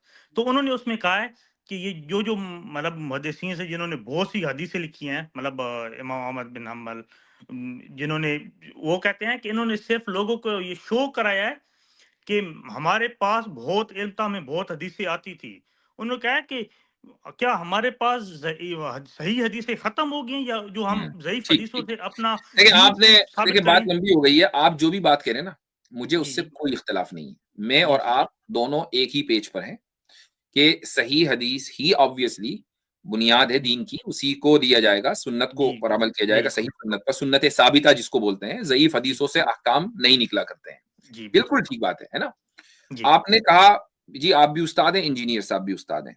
मैं उस पर जी, आना चाहता हूँ। उसी मुकद्दमे मुस्लिम में जी, ये कौल भी आपने पढ़ा होगा कि जी, जी, लौलल इस्नादु लकाल मन शाअ मा शाअ, कि अगर इस्नाद न होती, सनद का ये जो हमारा कनेक्शन, हमारे उस्ताद, उनके उस्ताद, उनके उस्ताद जी, और जी, यहाँ समझ तक रहा हूँ। लेकर वसल्लम तक ये ना होता, तो जिसकी जो मर्जी आए वो बक देता। ठीक? जी, सनद ने दीन को महफूज किया हुआ है। बिल्कुल ऐसी तरह है। आप मुझे इंजीनियर साहब की सनद बता दें हदीस की, है ही नहीं। कौन सी हदीस की समझ नहीं किसी भी मुझे। उन्होंने हदीस हदीस की सनद कहाँ है? किनसे पढ़ा? कौन असातिज़ा है भाई? वो कहते हैं जी मेरा इलियास कादरी भी उस्ताद हैं, मेरे जनाब मौलाना मौदूदी भी उस्ताद हैं और जनाब डॉक्टर इसरार भी उस्ताद हैं और फला गांधी साहब भी। गामदी साहब भी उस्ताद हैं। भाई 2-4 लेक्चर सुनकर कोई उस्ताद शागिर्दी का रिश्ता नहीं होता। उस्ताद शागिर्दी का ताल्लुक एक अलग ताल्लुक है। वो लेक्चर सुनकर नहीं आता है। सर, ठीक है? सर आप तो तो मेरी बात तो सुनेंगे। तो मैं आपको कह रहा हूं कि आप जी, उस्ताद चुने, बिल्कुल चुने, उस्ताद जी, जी, सही होना चाहिए। एक बात। जी, जी, दूसरी बात यह है कि सही हदीस और सही सुन्नत ही से मसाइल निकलेंगे। जी। इख्तिलाफ यहां होता है कि जब सही सुन्नत क्या है। खतीब बगदादी का नाम सुना है? खतीब बगदादी नहीं। ये अबू बकर बगदादी की बात नहीं हो रही है आईसिस वाले की। खतीब अल नहीं, बगदादी। मैं ठीक? बकर बगदादी को भी नहीं जानता। नहीं उसको तो जानते होंगे। ऐसा कैसे यार, सारी दुनिया जानती है उसको, नाम से तो सुना ही बड़े होगा आईसिस मासूम है का। भाई। हाँ चले मैं सर्च कर लूंगा। हाँ सर्च कर लीजिएगा। खैर वो बहरहाल वो एक निमटा गया, उससे हमें कोई लेने देने नहीं है। जी, खतीब अल बगदादी अपने जमाने के मशहूर नाकिद हदीस हैं। ठीक है, जी जी आज के नहीं, सदियों पुराने हैं। जी उन्होंने अपनी किताब में एक ज़ाब्ता लिखा है। वो ज़ाब्ता ये है कि 2 हदीसों के दरमियान अगर तारुज़ होता है, बज़ाहिर नज़र आता है, जी ठीक जी है, तो तरजीह आप एक को कैसे देंगे? उसके उन्होंने 110 या 115 ज़ाब्ते लिखे हैं, और वो क्रोनोलॉजिकल ऑर्डर में कि पहले ये, फिर ये, फिर ये, फिर ये, फिर ये। तो हदीस का सहीहैन में होना जी 104वां ज़ाब्ता है। कौन-सा नंबर का? 104 नंबर। 104वां।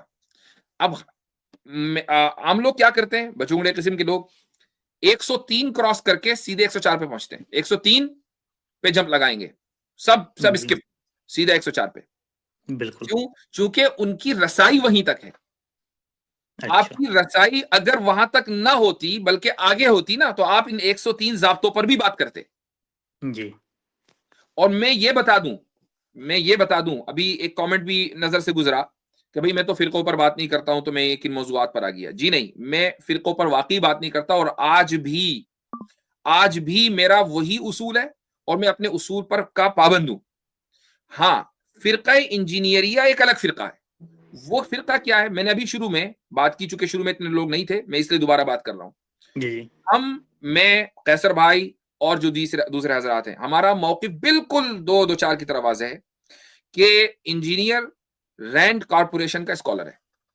रैंड कॉर्पोरेशन के डिस्क्रिप्शन मुकम्मल तरीके से इंजीनियर के ऊपर सादिक आता है, और चूंकि रैंड कॉर्पोरेशन के जरिए मुसलमानों में लिबरलिज्म, एथिज्म और जनाब जितने भी इज़म्स हैं, वो सारे के सारे उनमें डाले जाते हैं।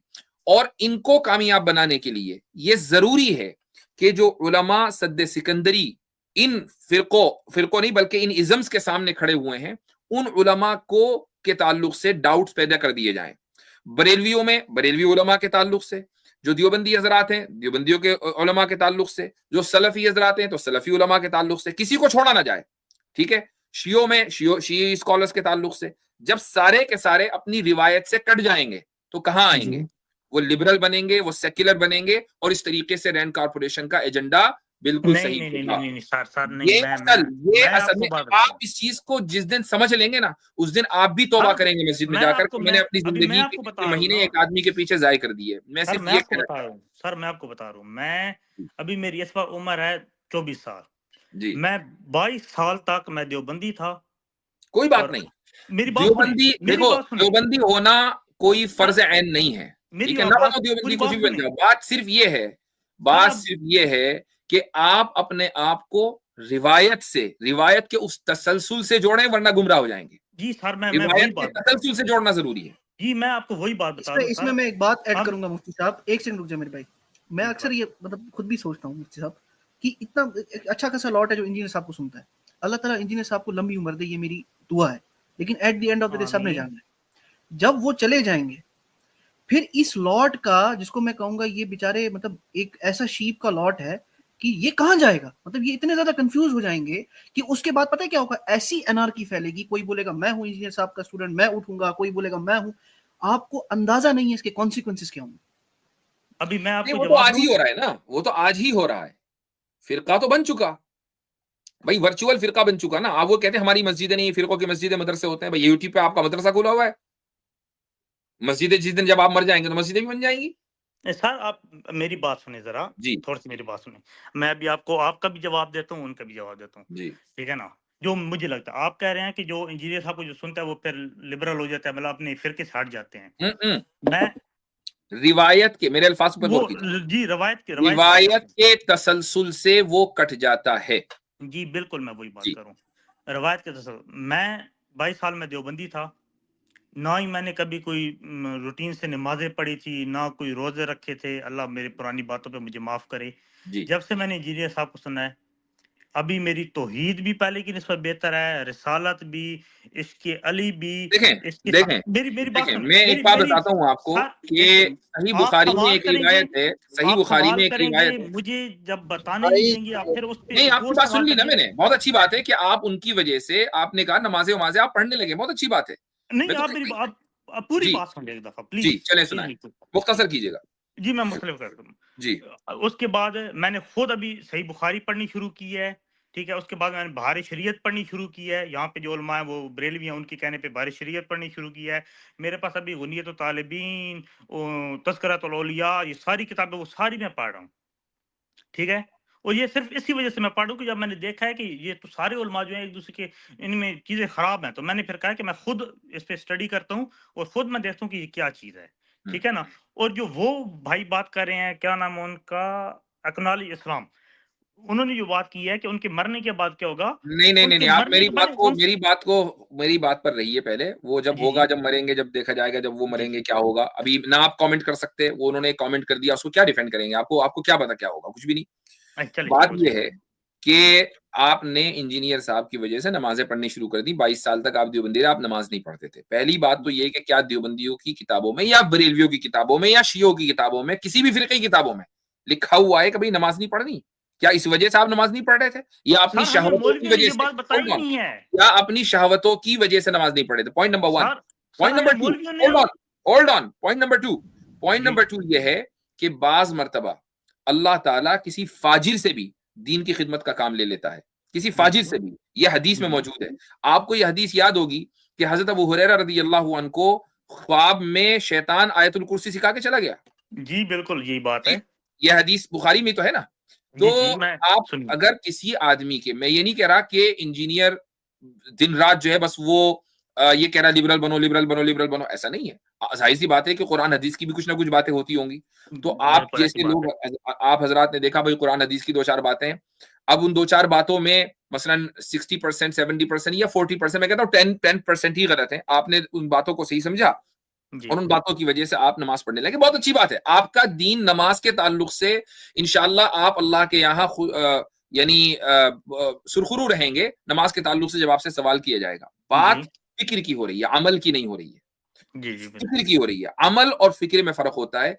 आप एक फिक्र को प्रमोट करते हैं, अमल आप अच्छा भी हो सकता है, गलत भी हो सकता है, वो आपके और अल्लाह ताला के दरमियान है। असल जब बात फिक्र की होगी तो फिर उसके मुकाबले में जो दूसरे लोग होंगे वो अपनी फिक्र को पेश करेंगे, और आपकी फिक्र को, अगर आप ये दावा करते हैं कि हम ही सही हैं, तो फिर आपको गलत भी कहा जाएगा। That's all. जी, मैं आपकी बात से इत्तेफाक करता हूँ, आपने ठीक बात की है, ठीक है ना। लेकिन अभी आप मेरी बात सुने। अगर आप कहते हैं कि इंजीनियर को छोड़े, मैं मतलब जिस फिरके में था उसमें ठीक था, नहीं, उससे कोई नहीं मतलब कह एक रहा। मेरा नहीं तसलसल। नहीं नहीं नहीं नहीं, कोई नहीं कह रहा किसी को छोड़ने अच्छा के लिए। अच्छा, चलो ठीक है, सिर्फ मैं ये कह रहा हूं, इंजीनियर के साथ सिर्फ रहता ये हूँ। कह रहा हूं कि जी अपने को रिवायत के तसलसल से बांधें, और उसूल उसूल पढ़िएगा। दीन को समझने के लिए उसूल पढ़ना जरूरी है।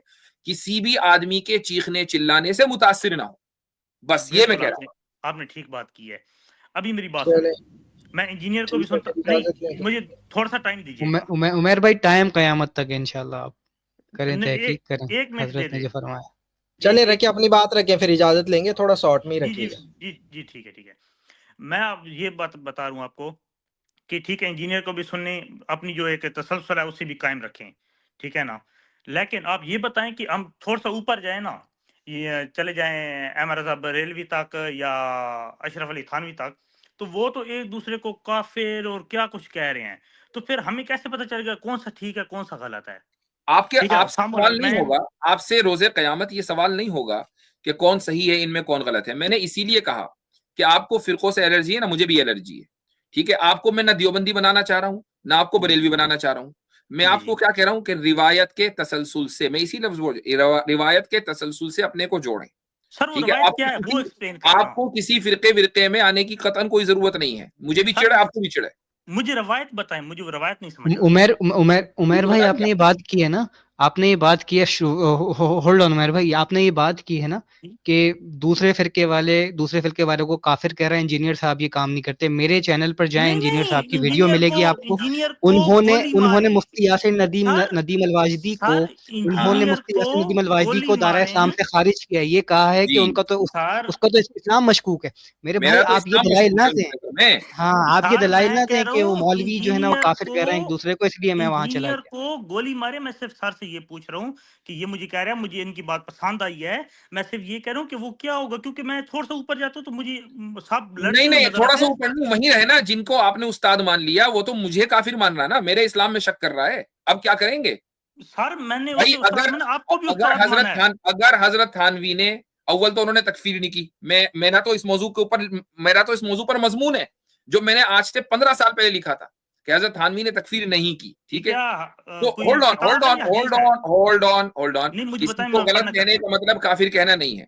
अच्छा, पहली बात, लेकिन हजरत थानवी कब चले गए? 1941-42 में उनका इंतकाल हो गया। मौलाना अहमद रजा खान साहब का उससे पहले इंतकाल हो गया। भाई अभी आपके सामने कौन बैठा है? मैं।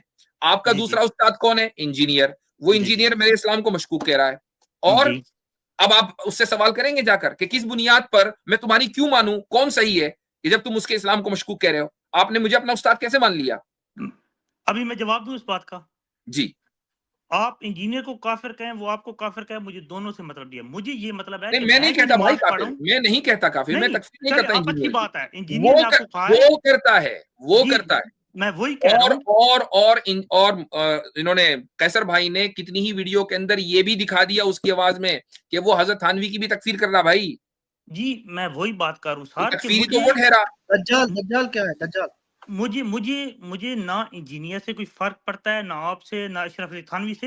मैं चाहता उमर हूं कि भाई, मेरा जो आप ही ने लिबास ये रोजा है उसूल ना, दिया है, sorry to cut you off, आप ही ने ये उसूल दिया था कि फला उसको काफिर कह रहा था और फला उसको काफिर कह रहा था, इसीलिए मैंने वो छोड़ दिया, फिर मैंने इंजीनियर साहब को शुरू किया। जी आप मैं बात ना घुमाएं मेरे भाई, आप बात घुमा रहे हैं, और सर मेरे मेरी ख्याल से बात बात सुने, मुकम्मल हो गई हजरत, काफी ज्यादा सर आप मेरी तफसील में बात बात आ सुने, गई। आप मेरी हाँ, बात तो पूरी ये सुन ही उसूल नहीं रहे आपने हैं। कहा ना कि नहीं, मैं कैसे फला उसको काफिर कहता है, तो आप इंजीनियर के साथ क्यों जुड़े हुए हैं जबकि वो हमें काफिर कह रहा है? नहीं, इंजीनियर के साथ मैंने आपको पहली बार बताया कि मैं इंजीनियर से नहीं जुड़ा हुआ, मैं इंजीनियर सिर्फ को आपने उस्ताद मान लिया ना, वो जुड़ गए। मैं हदीसों और पे एक बात कर रहा हूँ। और हमें भी देखें, हम किसी के उस्ताद नहीं, इल्ला ये कि वो हमारे पास बाज़ाब्ता पढ़ने के लिए आए। अब इस वक्त 3290 लोग जो है देख रहे हैं मुख्तलिफ प्लेटफॉर्म्स के ऊपर। अब ये सारे के सारे मेरे शागिर्द को ही हैं। अच्छा, देख रहे हैं, लेक्चर सुन रहे हैं। मुझे 10 सेकंड देंगे, हो गया, अब बात मुकम्मल हो गई मेरे भाई। अगर वाकई आप थोड़ा सा मुझसे ये ताल्लुक रखते हैं कि चलो मैं इनसे 2 लफ्ज सीखता हूं, तो ये जहन में रखिएगा कि अपने आप को रिवायत के तसलसल से जोड़ें। उसका तरीका क्या है मैं बता दूं। वो बताएं। उसका तरीका ये है कि सबसे पहले आप अरबी जबान सीखें। ठीक है, आपको लगता है ना कि भाई हजरत थानवी से कौन जुड़े, मौलाना अहमद रजा खान से कौन जुड़े, अरे सबको साइड कर दो। ठीक है, अब आप अरबी जबान सीखें। अरबी जबान सीखने के बाद आप इन लोगों से पहले बल्कि इंडिया में शाह वलीउल्लाह एक चूंकि दीनी तहरीक के बहुत बड़ा नाम है, उनसे पहले चले जाए। उनसे पहले जो किताबें लिखी गई हैं चारों मजाहिब की, ठीक है, चारों फुकहा के यहाँ, वो आप पढ़ें। शुरुआत करें, चूंकि इंडिया पाकिस्तान के यहाँ बर्रे सगीर में सबसे ज्यादा हनफी हैं, तो आप यहाँ शुरुआत करें उसूल फिक़ह हनफी से। कौन सी किताब है, कोई किताब बताएं। अरबी में बता रहा हूं। सबसे पहले आप पढ़ लें मसलन अल-मुजज़ फी उसूल अल-फिक़ह, उसके बाद पढ़ें आप उसूल अश-शाशी, उसके बाद आप पढ़ें नूरुल अनवार, उसके बाद पढ़ें आप हुकामी। नहीं, ये सब अरबी में भैया, उर्दू में नहीं, उर्दू वाली बातें नहीं करते हम। अरबी रिवायत तो हमारी सारी अरबी में है, तर्जुमा में तो नहीं, ये सारी, ये सब अरबी पहले पढ़नी है, उसके बाद ये सारी किताबें पढ़नी है। सारा ठीक है, अरबी में पढ़ने लग जाऊंगा तो फिर सीखते टाइम लगेगा। कोई बात नहीं। अल्लाह, अगर आप उससे पहले ही आपका इंतकाल हो गया तो अल्लाह ताला आपको अजर देगा, नहीं हुआ तो आपका इल्म आ जाएगा, इल्म बढ़ जाएगा आपका। नहीं, लेकिन उर्दू में ऐसी कोई नहीं है किताब जो हम पढ़ सकें। नहीं, मुतरजिम हो सकता है कि उसने अपनी बातें घुसा दी, कुछ गलत कर दिया हो, तो इसलिए मैं कहता हूं कि इन तमाम कंटेमिनेशन से हटकर सीधे अरबी से अपने आप को जोड़ें। ठीक, ये सारी किताबें पढ़ें। ये तो हो गया फिक़ह हनफी में। फिक़ह शाफी में किताब रिसाला पढ़ें, इमाम शाफी की खुद की लिखी हुई है, उन्होंने अपने उसूल बयान कर दिए कि भाई हमारे यहाँ ये उसूल है। ठीक है, इसी तरीके से आप दीगर मसालिक की, यानी जो फिक़ही मज़ाहिब हैं, उनकी किताबें पढ़ें। मुहद्दिसीन का मनहज आपको देखना है, खतीब बगदादी की किताबें पढ़ें। ठीक है, इसी तरीके से कवाइद फी उलूम अल हदीस, आपको अगर वाकई समझना है कि मुहद्दिसीन का मनहज क्या है, कवाइद फी उलूम अल हदीस तकरीबन 650 सफ़ात की है। ये सारी किताबें मैंने आपको बता दी, ये पढ़ लें। जब ये पढ़ लेंगे ना, तो आपको पता चलेगा कि रिवायत का तसलसल क्या होता है। जी ठीक, मैंने आपकी बात समझ ली है, लेकिन सर मैं ये पूछना चाह रहा हूँ कि आपने अरबी वाली जो बात बताई ये तो बहुत मुश्किल है भैया, थोड़ा मेहनत करनी पड़ती है, मुश्किल है तो यूट्यूब से थोड़ी नहीं सीखा जाएगा। चले ठीक है भाई, अब बहुत हो गया। चले ठीक है, अल्लाह हाफ़िज़ सर, आपका बहुत शुक्रिया। ठीक है। अच्छा हज़रत, आपने ये खतीब अल बगदादी का जो रेफरेंस दिया, बड़ा अच्छा रेफरेंस है कि 114 जो उनका क्राइटेरिया था कि सहीहैन का, के ऊपर डायरेक्ट जंप लगा देते हैं। और अगर आप इंजीनियर साहब की वीडियोस देखेंगे तो उनका तो दलील देते हुए मौक़िफ़ यही होता है कि मुत्तफ़क़न अलैह हदीस है ये। जी, वो बात यही कर भाई इस मौजू के ऊपर पूरी हमारे इस्लामिक लिटरेचर में बहसें हैं और किताबों की किताबें लिखी गई हैं कि किसी हदीस का सहीहैन में होना क्या उसको एब्सोल्यूट सही बना देता है कि अब उसके मुकाबले में आप कुछ और एक्सेप्ट नहीं कर सकते। इस पर पूरी बहसें हैं, यानी लाइब्रेरियां भरी पड़ी हैं, इनको पता भी नहीं उन किताबों के नाम। जी चले ठीक है, आगे बढ़ते हैं। एक्स मुस्लिम हमारे साथ हैं। अस्सलाम वालेकुम। वालेकुम अस्सलाम। भाई एक्स मुस्लिम हो? जी वो मतलब मैं बन चुका हूँ अभी 2-3 महीने में। वैसे मैं सवालों के जवाब नहीं मिले मुफ्ती साहब मुझे, मतलब मैं एक्स मुस्लिम इसलिए मान रहा हूँ क्योंकि मैं कब से ढूंढ रहा हूँ, मुझे नहीं मिल रहे। ठीक है, यार अगर आप अदनान तो मुझे नहीं जवाब है दे ये देते हो। तौहीद भाई? जी अदनान जी है? ये अदनान तो नहीं है ना? अदनान हो क्या? नहीं भाई, नहीं नहीं भाई। अभिषेक को मैं फर्स्ट टाइम मुफ्ती साहब से बात कर रहा हूँ। वो तो जी ठीक है, फर्स्ट टाइम बात कर रहा हो, लेकिन अभिषेक अदनान कुछ इस नाम से भी तो आते हो। नहीं नहीं नहीं नहीं नहीं, देख लो, झूठ मत मतलब बोलना भाई। नहीं भाई, मैं चलो अभिषेक ठीक है, मैं हिंदू हूँ, ठीक ठीक है, है। चलो सही है, आगे चले। हाँ बोले। तो मुफ्ती साहब सवाल मेरा ये था कि मतलब इस यही सवाल दिमाग में आ रहे थे कि एक बच्चा 4 या 5 साल का अगर वो मर जाता प्रॉब्लम है। Of evil. जी समझदार, हाँ समझ गए आप।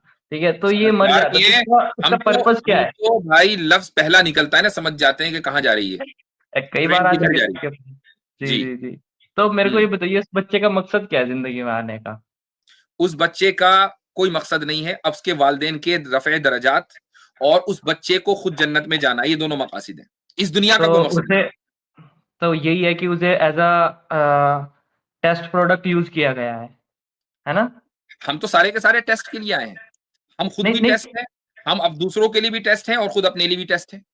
बच्चा तो टेस्ट के लिए नहीं आया ना, उसे तो सिर्फ एक कुरान का एज अ तो प्रोडक्ट लॉन्च किया है वही है, टेस्ट के लिए। इन्नमा अमवालुकुम व औलादुकुम फितना। कुरान ने पहले ही कह दिया कि तुम्हारे माल दौलत और तुम्हारी औलाद तुम्हारे लिए ट्रायल है, टेस्ट है। जी जी जी जी। नहीं, मैं ये कह रहा हूँ कि जो बच्चा है उसका तो टेस्ट हुआ ही नहीं ना, तो वो तो टेस्ट के लिए आया वो ही नहीं नहीं। ना, वो बगैर टेस्ट के जन्नत में ना। तो ये तो फिर वही हो गई ना ये तो अच्छी बात है ना, इत- ये तो अच्छी बात है। ये तो अच्छी बात हो गई। हाँ, इसमें नहीं, क्या मसला ये है? आप अच्छी बात है, मतलब मेरा टेस्ट हो रहा है और एक बंदे का टेस्ट नहीं हो रहा, तो ये तो गलत बात है ना तो मुफ्ती उसका भी साहब। स्कूल में पक्का दाखिला नहीं हुआ ना। तो उसको जन्नत में भी तो होना चाहिए ना, वो टेस्ट में क्यों? पास कैसे हो गया, उसका टेस्ट ही नहीं क्यों? हुआ। अल्लाह ताला के यहाँ फजल नहीं है? अच्छा चलो ठीक है, मैं मान रहा हूँ।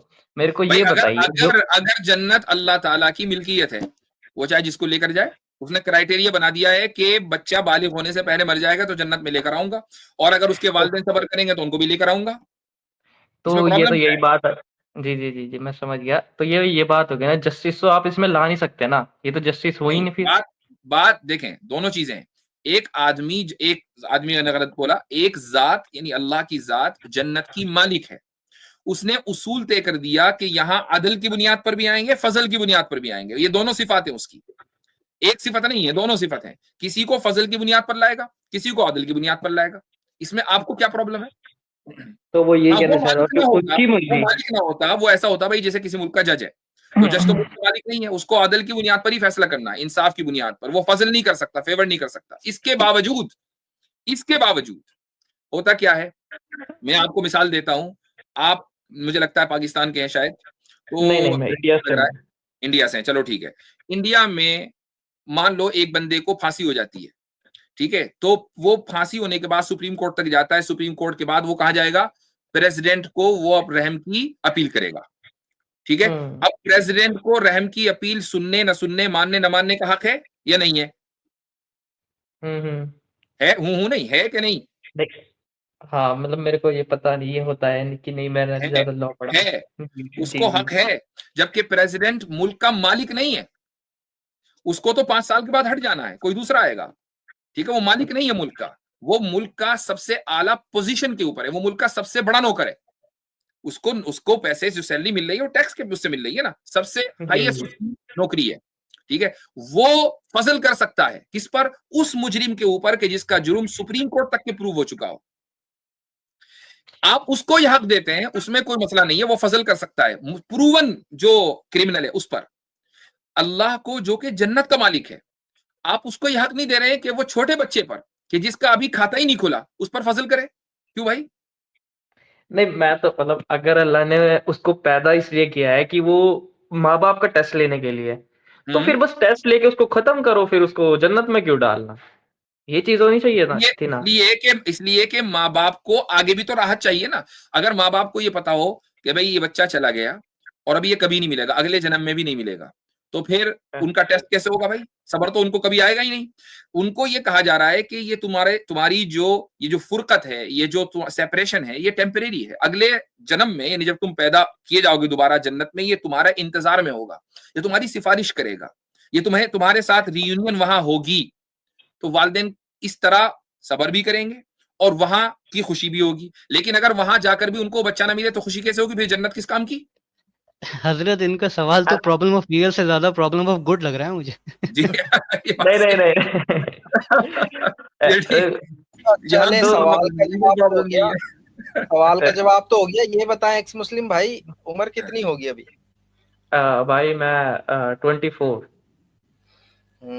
24। 2 महीने हो गए हैं छोड़े हुए।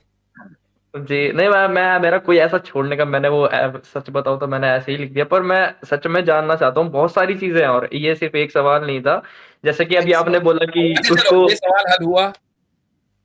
हम्म, हाँ मतलब यही है कि उसकी मर्जी, वो कुछ भी करे, यही है यही आपका मतलब क्या? मैंने उसको रैशनलाइज भी कर दिया है कि अगर बच्चे को वैसे ही खत्म कर दिया जाता तो माँ बाप को जन्नत में पहुंचने के बाद भी सुकून ना होता, जबकि जन्नत सुकून की जगह है, तो बच्चे को नहीं लाया तो जाए। वो बच्चे वाली मेमोरी हटा भी तो सकता है ना, वो तो ऑल पावरफुल है ना। ऐसे जैसे तो वो अगर अगर एक वालिदैन मेरा को ये भाई है। बता दिया जाए इसी दुनिया में कि तुम मरने के बाद, यहाँ तो हटेगी नहीं, मरने के बाद जब तुम वहां जाओगे तो तुम्हारी बच्चे वाली मेमोरी हट जाएगी, तो इस दुनिया में वालिदैन को कभी सब्र आ ही नहीं सकता, उनकी तो दुनिया जहन्नम बन जाएगी।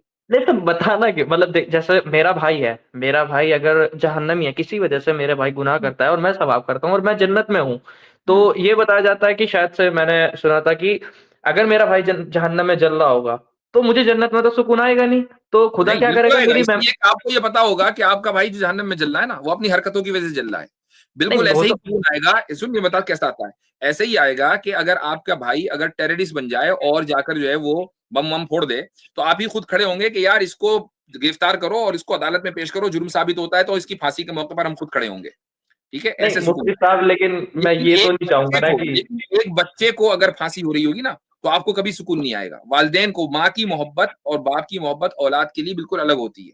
ठीक है, अगर उनको ये बता दिया जाए कि ये तुम्हें कभी मिलने वाला नहीं है जो चला गया, तो उनकी जिंदगी ही को हेल बन जाना है। और यही वजह है कि एथीस्ट में सबसे ज्यादा जो डिप्रेशन होता है ऐसी औरतों में, कि जो जिनके बच्चे मर जाते हैं, उनको पता होता है कि भाई मरने के बाद हमें भी मिट्टी मिलना है, वो भी मिट्टी मिल गया, अब जितनी भी जिंदगी है, आगे 20 साल जिएंगे, 40 साल जिएंगे, 50 साल जिएंगे, इसमें ये बच्चा हमें ना अभी इस जिंदगी में मिलेगा ना अगली जिंदगी में। ऐसी औरतें सबसे ज्यादा डिप्रेशन का शिकार होती है। तो एथीज्म हम्म, और डिप्रेशन दोनों साथ क्यों चलते हैं? इसीलिए चलते हैं कि कोई होप ही नहीं है।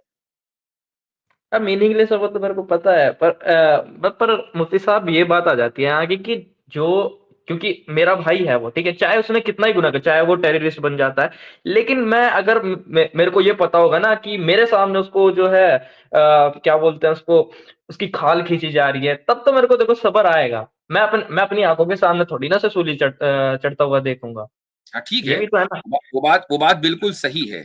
आपके बारे में जो अभी बसारत भाई ने कहा ना, कि वाकई यहाँ प्रॉब्लम ऑफ इवल नहीं बल्कि प्रॉब्लम ऑफ गुड है, यानी आपको प्रॉब्लम ये है कि खुदा बच्चे के साथ अच्छा क्यों कर रहा है।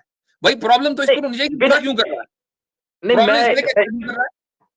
नहीं, मैं ये कह रहा हूँ बुरा भी मत करे लेकिन अच्छा भी मत करे, क्योंकि ये बिना ये ये प्रॉब्लम ऑफ गुड हो गई ना, प्रॉब्लम ऑफ इवल तो ना हुई। मैंने तो वही अच्छा बात है। करना तो अच्छी बात है ना। तो वो तो अच्छी बात है, पर मैं ये कह सकता हूँ ना फिर जाके कि मेरा तो टेस्ट लिया आपने और उसका हाँ, टेस्ट नहीं लिया, तो मैं तो अगर ये बोलूंगा अगर ना आप जाकर के। अगर आप ये कहते तो ये इंसाफ के खिलाफ इसलिए होता कि जो बच्चा अभी टेस्ट की एज को नहीं पहुंचा उसका टेस्ट कैसे लिया हम्म, जाए। ठीक, अच्छा, जी जी। कैसे लिया जाए उसका टेस्ट जरा बताएं। तो मैं समझ, तो आप वही तो है ABC ऐसे, इस बच्चे का सिर्फ जो मकसद हुआ। आप अगर ये कहते कि नहीं नहीं उसको टेस्ट की एज तक पहुंचाते था ये अल्लाह, फिर टेस्ट लेता, तो फिर वालिदैन को सवाब कहां से मिलता।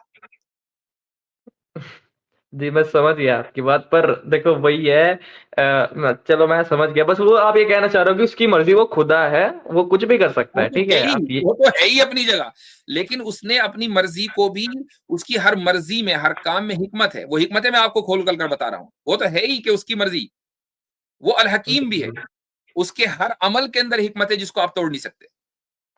जी, जी। अच्छा, मेरा एक और सवाल था, यही इसी से रिलेटेड, मेरे को आप ये बताइए कि जैसे हमें बताया जाता है कि अल्लाह इंसाफ करने वाला है? सबसे बड़ा जो इंसाफ करने वाला वही अल्लाह है। तो मेरे को ये बताइए कि मतलब हमें पढ़ाया जाता है कि अगर हम गरीब का जैसे मैं माल खा लूँ या फिर चुरा लूँ, मारूँ उनको, तो मेरे को जहन्नम जाना पड़ेगा, ठीक है? अगर देखा जाए तो इसके लिए उन उन जो ग जिनका मैंने माल खाया है, उनको इंसाफ मिलना ज़रूरी है ना? तो अगर देखा जाए तो मुझे इसके लिए ज़्यादा बड़ी सज़ा तो नहीं मिलनी चाहिए ना? मतलब जैसे मैंने कहा उनको बर्बाद ही कर दिया, मतलब 5-10 लाख रुपए उन पे थे, मैंने सारे चुरा लिए। तो ज़्यादा से ज़्यादा मेरे साथ क्या होना चाहिए कि मैं उनके पैसे वापस करूँ या मुझे सज़ा हो, ज़्यादा से ज़्यादा मेरे को 3-4 साल जेल में रखो या फिर कुछ भी करो, पर ये तो नहीं होगा ना कि मैं लाखों साल तक, हज़ारों साल तक जहन्नम में जलता रहूँ, ये तो फिर ये भी इंसाफ नहीं हुआ। ठीक, तो एक तो ये कि जो अमल के ऊपर सजा मिलती है, अमल के ऊपर, अकीदे के ऊपर नहीं, ये अमल हो गया है, ठीक है? चोरी करना, डाका डालना, जी, ये जी। अमल। अमल जी। के ऊपर जो सजा जहन्नम में मिलेगी, उसकी उसकी ड्यूरेशन क्या है, इसका कहीं कोई ज़िक्र नहीं है कि इतने साल जलेगा, 25 साल जलेगा, 50 साल जलेगा। हाँ, एक ड्यूरेशन तय है, वो अल्लाह के इल्म में है, ठीक है? उसकी कोई ड्यूरेशन कुरान में, हदीस में कहीं ज़िक्र नहीं की गई। इसके ऊपर है कि आपकी प्लानिंग कैसी थी? आपको प्लानिंग ये करनी थी कि नहीं, मैं तो गरीब का माल हड़पूंगा, 1 मर्तबा नहीं, 2 मर्तबा नहीं, 100 मर्तबा आप ये काम करते रहे, तो ऑब्वियस सी बात है कि जी। ड्यूरेशन ज़्यादा होगी। एक आदमी ने 1 आध मर्तबा, 2-4 मर्तबा ज़िंदगी में चोरी कर ली, तौबा नहीं की, उसकी ड्यूरेशन कम होगी। तो इसलिए कोई एक ड्यूरेशन नहीं है, एक बात। दूसरी बात कि अगर आपने किसी के माल की चोरी कर ली, किसी का के यहाँ डाका डाल लिया, आपको मरने से पहले ये ऑप्शन भी है कि आप अपना रिकॉर्ड क्लियर करा के जाएँ। क्या है कि जिस आदमी का आपने के साथ करप्शन किया है, चोरी की है, उसको उस चोरी का सामान वापस करें और अल्लाह के यहाँ भी तौबा करें, उससे भी माफी मांग लें। ठीक, ये भी अगर नहीं हुआ, तो कयामत के दिन पहले ही आपको जहन्नम में नहीं डाल दिया जाएगा। मान लो आप एक चोर भी हैं, लेकिन बहुत नेक चोर हैं, है ना? बहुत जबरदस्त नेकी खूब है, चोरी भी है। तो आपकी जो नेकियां हैं, वो उठाकर उसको दे दी जाएंगी। अगर पूरी हो गई तो बहुत अच्छी बात है, आप भी जन्नत में, वो भी जन्नत में। आपने नेकियां इतनी कर रखी हैं। लेकिन अगर आपने नेकियां कम कर रखी हैं, तो आपकी नेकियां उधर और आप जहन्नम में। तो ये आखिरत की जो करेंसी है, वो डॉलर यूरो नहीं है। आखिरत की करेंसी तो अमल है, फिर अमल का एक्सचेंज होगा। तो मतलब अगर मेरे अमल भी चलो कम निकले, तब भी मेरे साथ, मैं वही तो पूछ रहा हूँ, अगर कम हाँ, निकले, तो मैंने आपके तौबा नहीं अमल कम मांगा, निकले, तो अब उससे अल्लाह ताला कहेगा कि भाई तुम इसको माफ कर दो, जिसका आपने हक मारा है। अगर उसने माफ कर दिया तो आप जन्नत में चले जाएंगे, उसने माफ नहीं किया तो आप जहन्नम में जाएंगे। अगर उसने माफ नहीं किया, हाँ, तो आप जहन्नम में जाएंगे। और तो जितनी ड्यूरेशन के लिए अल्लाह ताला आपको जहन्नम में रखेगा, उतनी ड्यूरेशन आप रहेंगे, उसके बाद जन्नत में जाएंगे। तो मुफ्ती साहब ये बताइए, एक दिन जहन्नम का बहुत नहीं है ये सब करने के लिए, इंसाफ के लिए उसके? मैं कहता हूं कि आपने मिसाल के तौर पर आपने 100 रुपए की चोरी की, ठीक है? जी, 1000 रुपए की चोरी की। भाई जी, 1000 रुपए में क्या आता है? कुछ भी नहीं आता। एक जी, जी, आप किसी अच्छे रेस्टोरेंट में जाकर 1000 रुपए में भी खाना नहीं खा सकते, उससे ज्यादा है। आपने चोरी कर ली, केस आपका चला गया कोर्ट में। अब आप वहां, आपको 2 साल 3 साल की जेल हो गई। आप ये कहें यार मैं 1000 रुपए, 100 रुपए की दिहाड़ी पर भी ये मजदूरी करूंगा, तो भाई मैं 1000 रुपए चंद दिनों के अंदर कमा लूंगा, 10 दिन के अंदर कमा लूंगा और 10 दिन में मैं अदा भी कर दूंगा। उसकी वजह से मुझे 2 साल क्यों सड़ाया जेल के जी, अंदर? जी, जी, जी। तो आप क्या कहेंगे? यही मैं यही तो कह रहा हूँ, मैंने थोड़ी सी चोरी है 1000 की, लेकिन मेरे को सजा इतनी बड़ी मिल रही है। मैं यही तो तो कहना वो चाह रहा हूँ, ये जस्टिस नाइंसाफी तो नहीं जिस हुई ना? जिस लॉ को या जिस मैन मेड लॉ को आप अच्छा समझते हैं, और तो नाइंसाफी तो वहां भी दिख रही होगी आपको। जी, जी, जी। मैं ये, चलो रही है, मैन मेड तो दिख चलो, रही है। इंसान तो होता ही है बेकार। चलो मैं चलो, तो अब मैं खुदा की अब बात मैं आ रही है अब मैं ना? आपको बताता हूं कि चोरी की जो सेवेरिटी है, या किसी भी जुर्म की जो सेवेरिटी है, वो क्वांटिफाई इस तरह नहीं की जाती है कि आपने 1000 की चोरी की है या आपने लाख की चोरी की है। उसको, उसकी जो सेवेरिटी है, उसको जांचा इस तरीके से जाता है कि जिसकी आपने चोरी की है, उसको नुकसान कितना जी, जी। पहुंचा है। जी, जी, इमेजिन जी, जी, करें जी। कि एक आदमी की दहाड़ी रोजाना जो है 100 रुपए है, वो इतनी दिहाड़ी कमाता है, बस 100 रुपए ही कमाता है, इससे ज्यादा नहीं। उसके पास जी। महीनों की मेहनत करने के बाद उसके पास 1000 रुपए हुए थे, आपने वो चोरी कर लिए, वो 1000 जी। रुपए डॉक्टर की फीस भी जा सकती थी, उस 1000 रुपए में दवा भी आ सकती थी, उस 1000 रुपए में 10 काम उसके हो सकते थे, वो सारे के सारे पेंडिंग में चले गए महीनों के लिए। हो सकता है कि उस 1000 रुपए के खोने की वजह से कोई बीमारी उसके बच्चे को हो जाए। तो अब आपने देखें, आपके लिए तो वो 1000 रुपए है, उसके लिए तो दुनिया जहां है, तो फिर सजा भी तो जी, ऐसी जी। मिलनी चाहिए ना। हाँ, मैं समझ गया, मैं वही इसीलिए मैंने गरीब का नाम लिया। तो बस मैं सिवियरिटी अभी अल्लाह ताला तय करेगा, ये मैं और आप तो तय नहीं कर सकते। हमें क्या पता कि चोरी करने के बाद उसका बंदे का क्या बना है, उस 1000 मैं रुपए का क्या बना है, उस 1000 मैं रुपए का इम्पैक्ट जो है डोमिनो इफेक्ट के तौर पे भी हो सकता है कि पूरी लाइफ जी, लॉन्ग हो है कहने को 1000 रुपए। हाँ, मैं यही तो कह रहा हूँ, मैंने 1 महीने का उनका माल छीन लिया। मैं यही कह रहा हूँ, 1 महीने का मैंने उनका माल छीन लिया, तो मुझे इसके लिए कितनी बड़ी सज़ा मिलनी मैं चाहिए वही कह ज़्यादा रहा से हूँ, ज़्यादा? जो आपके नजदीक 1 महीने का है, उसके नजदीक वो लाइफ लॉन्ग हो सकता है। इसलिए ये अल्लाह की मर्जी है कि वो आपको कितने दिन डालेगा। वो नहीं, नहीं, सेविरिटी के ऊपर, उसका जो इम्पैक्ट आपकी चोरी का उसकी लाइफ के ऊपर पड़ा है, जिसके यहाँ चोरी हुई है, उसकी बुनियाद पर तय होगा। जी, मैं समझ गया, जी, मैं समझ गया। मैं कह रहा हूँ कि मान लो कि मेरे को पता है कि 1 महीने का ही मुझे माल चुराना है, और मुझे पता है 1 महीने का इसका जो कितना खर्चा आता है, दवाई का वगैरह-वगैरह। मैंने 1 महीने का चुरा लिया उसको, और उसको 1 महीने का हुआ भी। ठीक है, मान लेते हैं एक चीज़ पे। मेरे को इस पे कितनी सज़ा होनी चाहिए? मैं आपसे ये पूछ रहा हूँ। नहीं, ये मैंने पहले ही कहा कि ये मेरे और आपके जज करने का नहीं है, ये खुदा जज करेगा। हो सकता है कि 1 ही सेकंड की हो सकता है 1 मिनट की हो। तो खुदा तो ये कहता है कि तुम्हें आ जाओ, एक जहन्नम का 1 दिन भी इतने दिन के बराबर मेहनत है। करेगा ना, हो सकता है 1 दिन की ना हो, 1 मिनट की हो। ये तो खुदा की मर्जी ना। अच्छा, भाई आपके मजेदार जुर्म बात की ये सेवेरिटी की बुनियाद पर 1 मिनट के लिए उसने यूं डुबकी लगाई अंदर और निकाल लिया, हो गया काम आपका। इतनी देर में रोज मजेदार हो बात जाएंगे। ये है मुफ्ती साहब कि जो लोग जन्नत में जाएंगे, छोटा सा अमल, छोटे से वक्त के लिए अमल करके जाएंगे, इटर्निटी तक जन्नत मिलेगी। उस पे आप सब सवाल नहीं करते कि भाई इटर्निटी की मैं जन्नत में सर, क्यों उस पे कर भी रहा सवाल है। सर, उस पे भी सवाल है मेरा। देखो, मैं ये नहीं कह रहा कि सिर्फ जहन्नम पे, मैं तो कहता हूँ हाँ भी, क्योंकि यही बात, ये बिल्कुल आप सही कह रहे हो सर। मैं पूछ रहा हूँ कि अगर इंसान इतना सा अच्छा काम करता है, तो उसे इतनी बड़ी चीजें क्यों दी जा रही है? इतना डिजर्व नहीं करता वो? मेरा तो ये भी सवाल है सर। आपकी तालीम क्या है? मैं स्टूडेंट हूँ, मैं साइंस से मतलब पढ़ रहा हूँ, मैं कॉलेज में हूँ। क्या पढ़ रहे हैं? मैं मेडिकल उसमें हूँ। उसमें किसमें? नहीं, मैं बताना नहीं चाह रहा, मतलब मैं ऐसा, मतलब मैं फार्मेसी में भाई, हूँ। मेडिकल स्टूडेंट इंडिया में लाखों नहीं करोड़ों हैं, आपकी आइडेंटिटी कैसे जी, रिवील हो जाएगी? नहीं, मतलब इससे मतलब जानना क्या चाहते हो आप? मेरे को ये पता, तो मैं मैं वो बताऊंगा बता। अभी क्या निकल कर आएगा सामने। आप कर क्या रहे हैं? फार्मेसी सर, बोला मैं इन्होंने। जी। चलो चलो, कितने साल की डिग्री है? अ, अभी 2 साल बच रहे हैं, और अच्छा, 2 साल कर लिए होंगे, 4 साल है ना? हम्म। ठीक। 4 साल की आपकी मेहनत है, दिन रात की तो मेहनत है नहीं। दिन में बहुत से हम्म। बहुत बहुत की आपने तीर मार लिया, 8 घंटे पढ़ लेते होंगे। नहीं, मैं पढ़ता ही नहीं हूँ, मैं पढ़ते ही बिजनेस। नहीं है, चलो भाई बहुत अच्छी बात है। ये पढ़ते ही नहीं है। अच्छा, हमारी किस्मत में तो ऐसे ऐसे एक्स मुस्लिम पढ़े हुए हैं। तो चलो नहीं, मैं सिर्फ उसकी बता रहा हूँ, मैं मतलब इसीलिए और चीजों चोरी में पे पढ़ता हूँ चोरी है, सर। ठीक है, ठीक पढ़ते है। ही नहीं है, इसीलिए 4 चोरी के साल में बारे में पूछ रहे आपने हैं। बगैर पढ़े कोई 1 आध डिग्री मार ली, ठीक? उसकी ठीक है, ठीक बुनियाद है। पर आपको एक सैलरी मिली हर महीने। आपकी उम्र मसलन 90 साल है, 90 साल तक आप जिए, हर महीने जी, आपको मसलन 30,000 रुपए की सैलरी मिली। ठीक है, जी, कैलकुलेट कर लो कि अभी आप मसलन 25 साल की उम्र में आपको वो सैलरी मिल जाती है, और 30 हजार रुपए हर महीने या 25,000 रुपए हर महीने कितने महीने आए? तो आपने टाइम लगाया कुछ नहीं, ठीक, 4 महीने नाम को, और आप खा रहे हैं 90 साल तक। तो यहाँ ये आप सवाल क्यों नहीं करते कि यार ये तो इंसाफ नहीं हुआ, सिर्फ 4 साल नहीं, की मेहनत इतनी। नहीं, मैं तो कर रहा हूँ, मेरे को नहीं चाहिए वो। क्या सर, हुआ? मैं ये Hold on. इसका मतलब जी, क्या जी, हुआ? इसका मतलब ये हुआ कि हम स्टडी पीरियड को शॉर्ट रखते हैं, और जो स्टडी पीरियड का जो नतीजा निकलता है वो हमेशा लॉन्ग होता है। अगर 4 साल की मेहनत से सिर्फ 4 साल ही फल मिले ना, तो कोई भी आदमी 4 साल मेहनत ना करे। ठीक, इसी तरीके से हमारी जो लाइफ है, वो चाहे 10 साल, 20 साल, 40 साल, 100 साल हो, वो एक बहरहाल लिमिटेड पीरियड ऑफ टाइम है। उसमें हम जो मेहनत करेंगे उसका नतीजा वैसा निकलना चाहिए कि जिसकी वजह से हम मेहनत करने पर आमादा हों।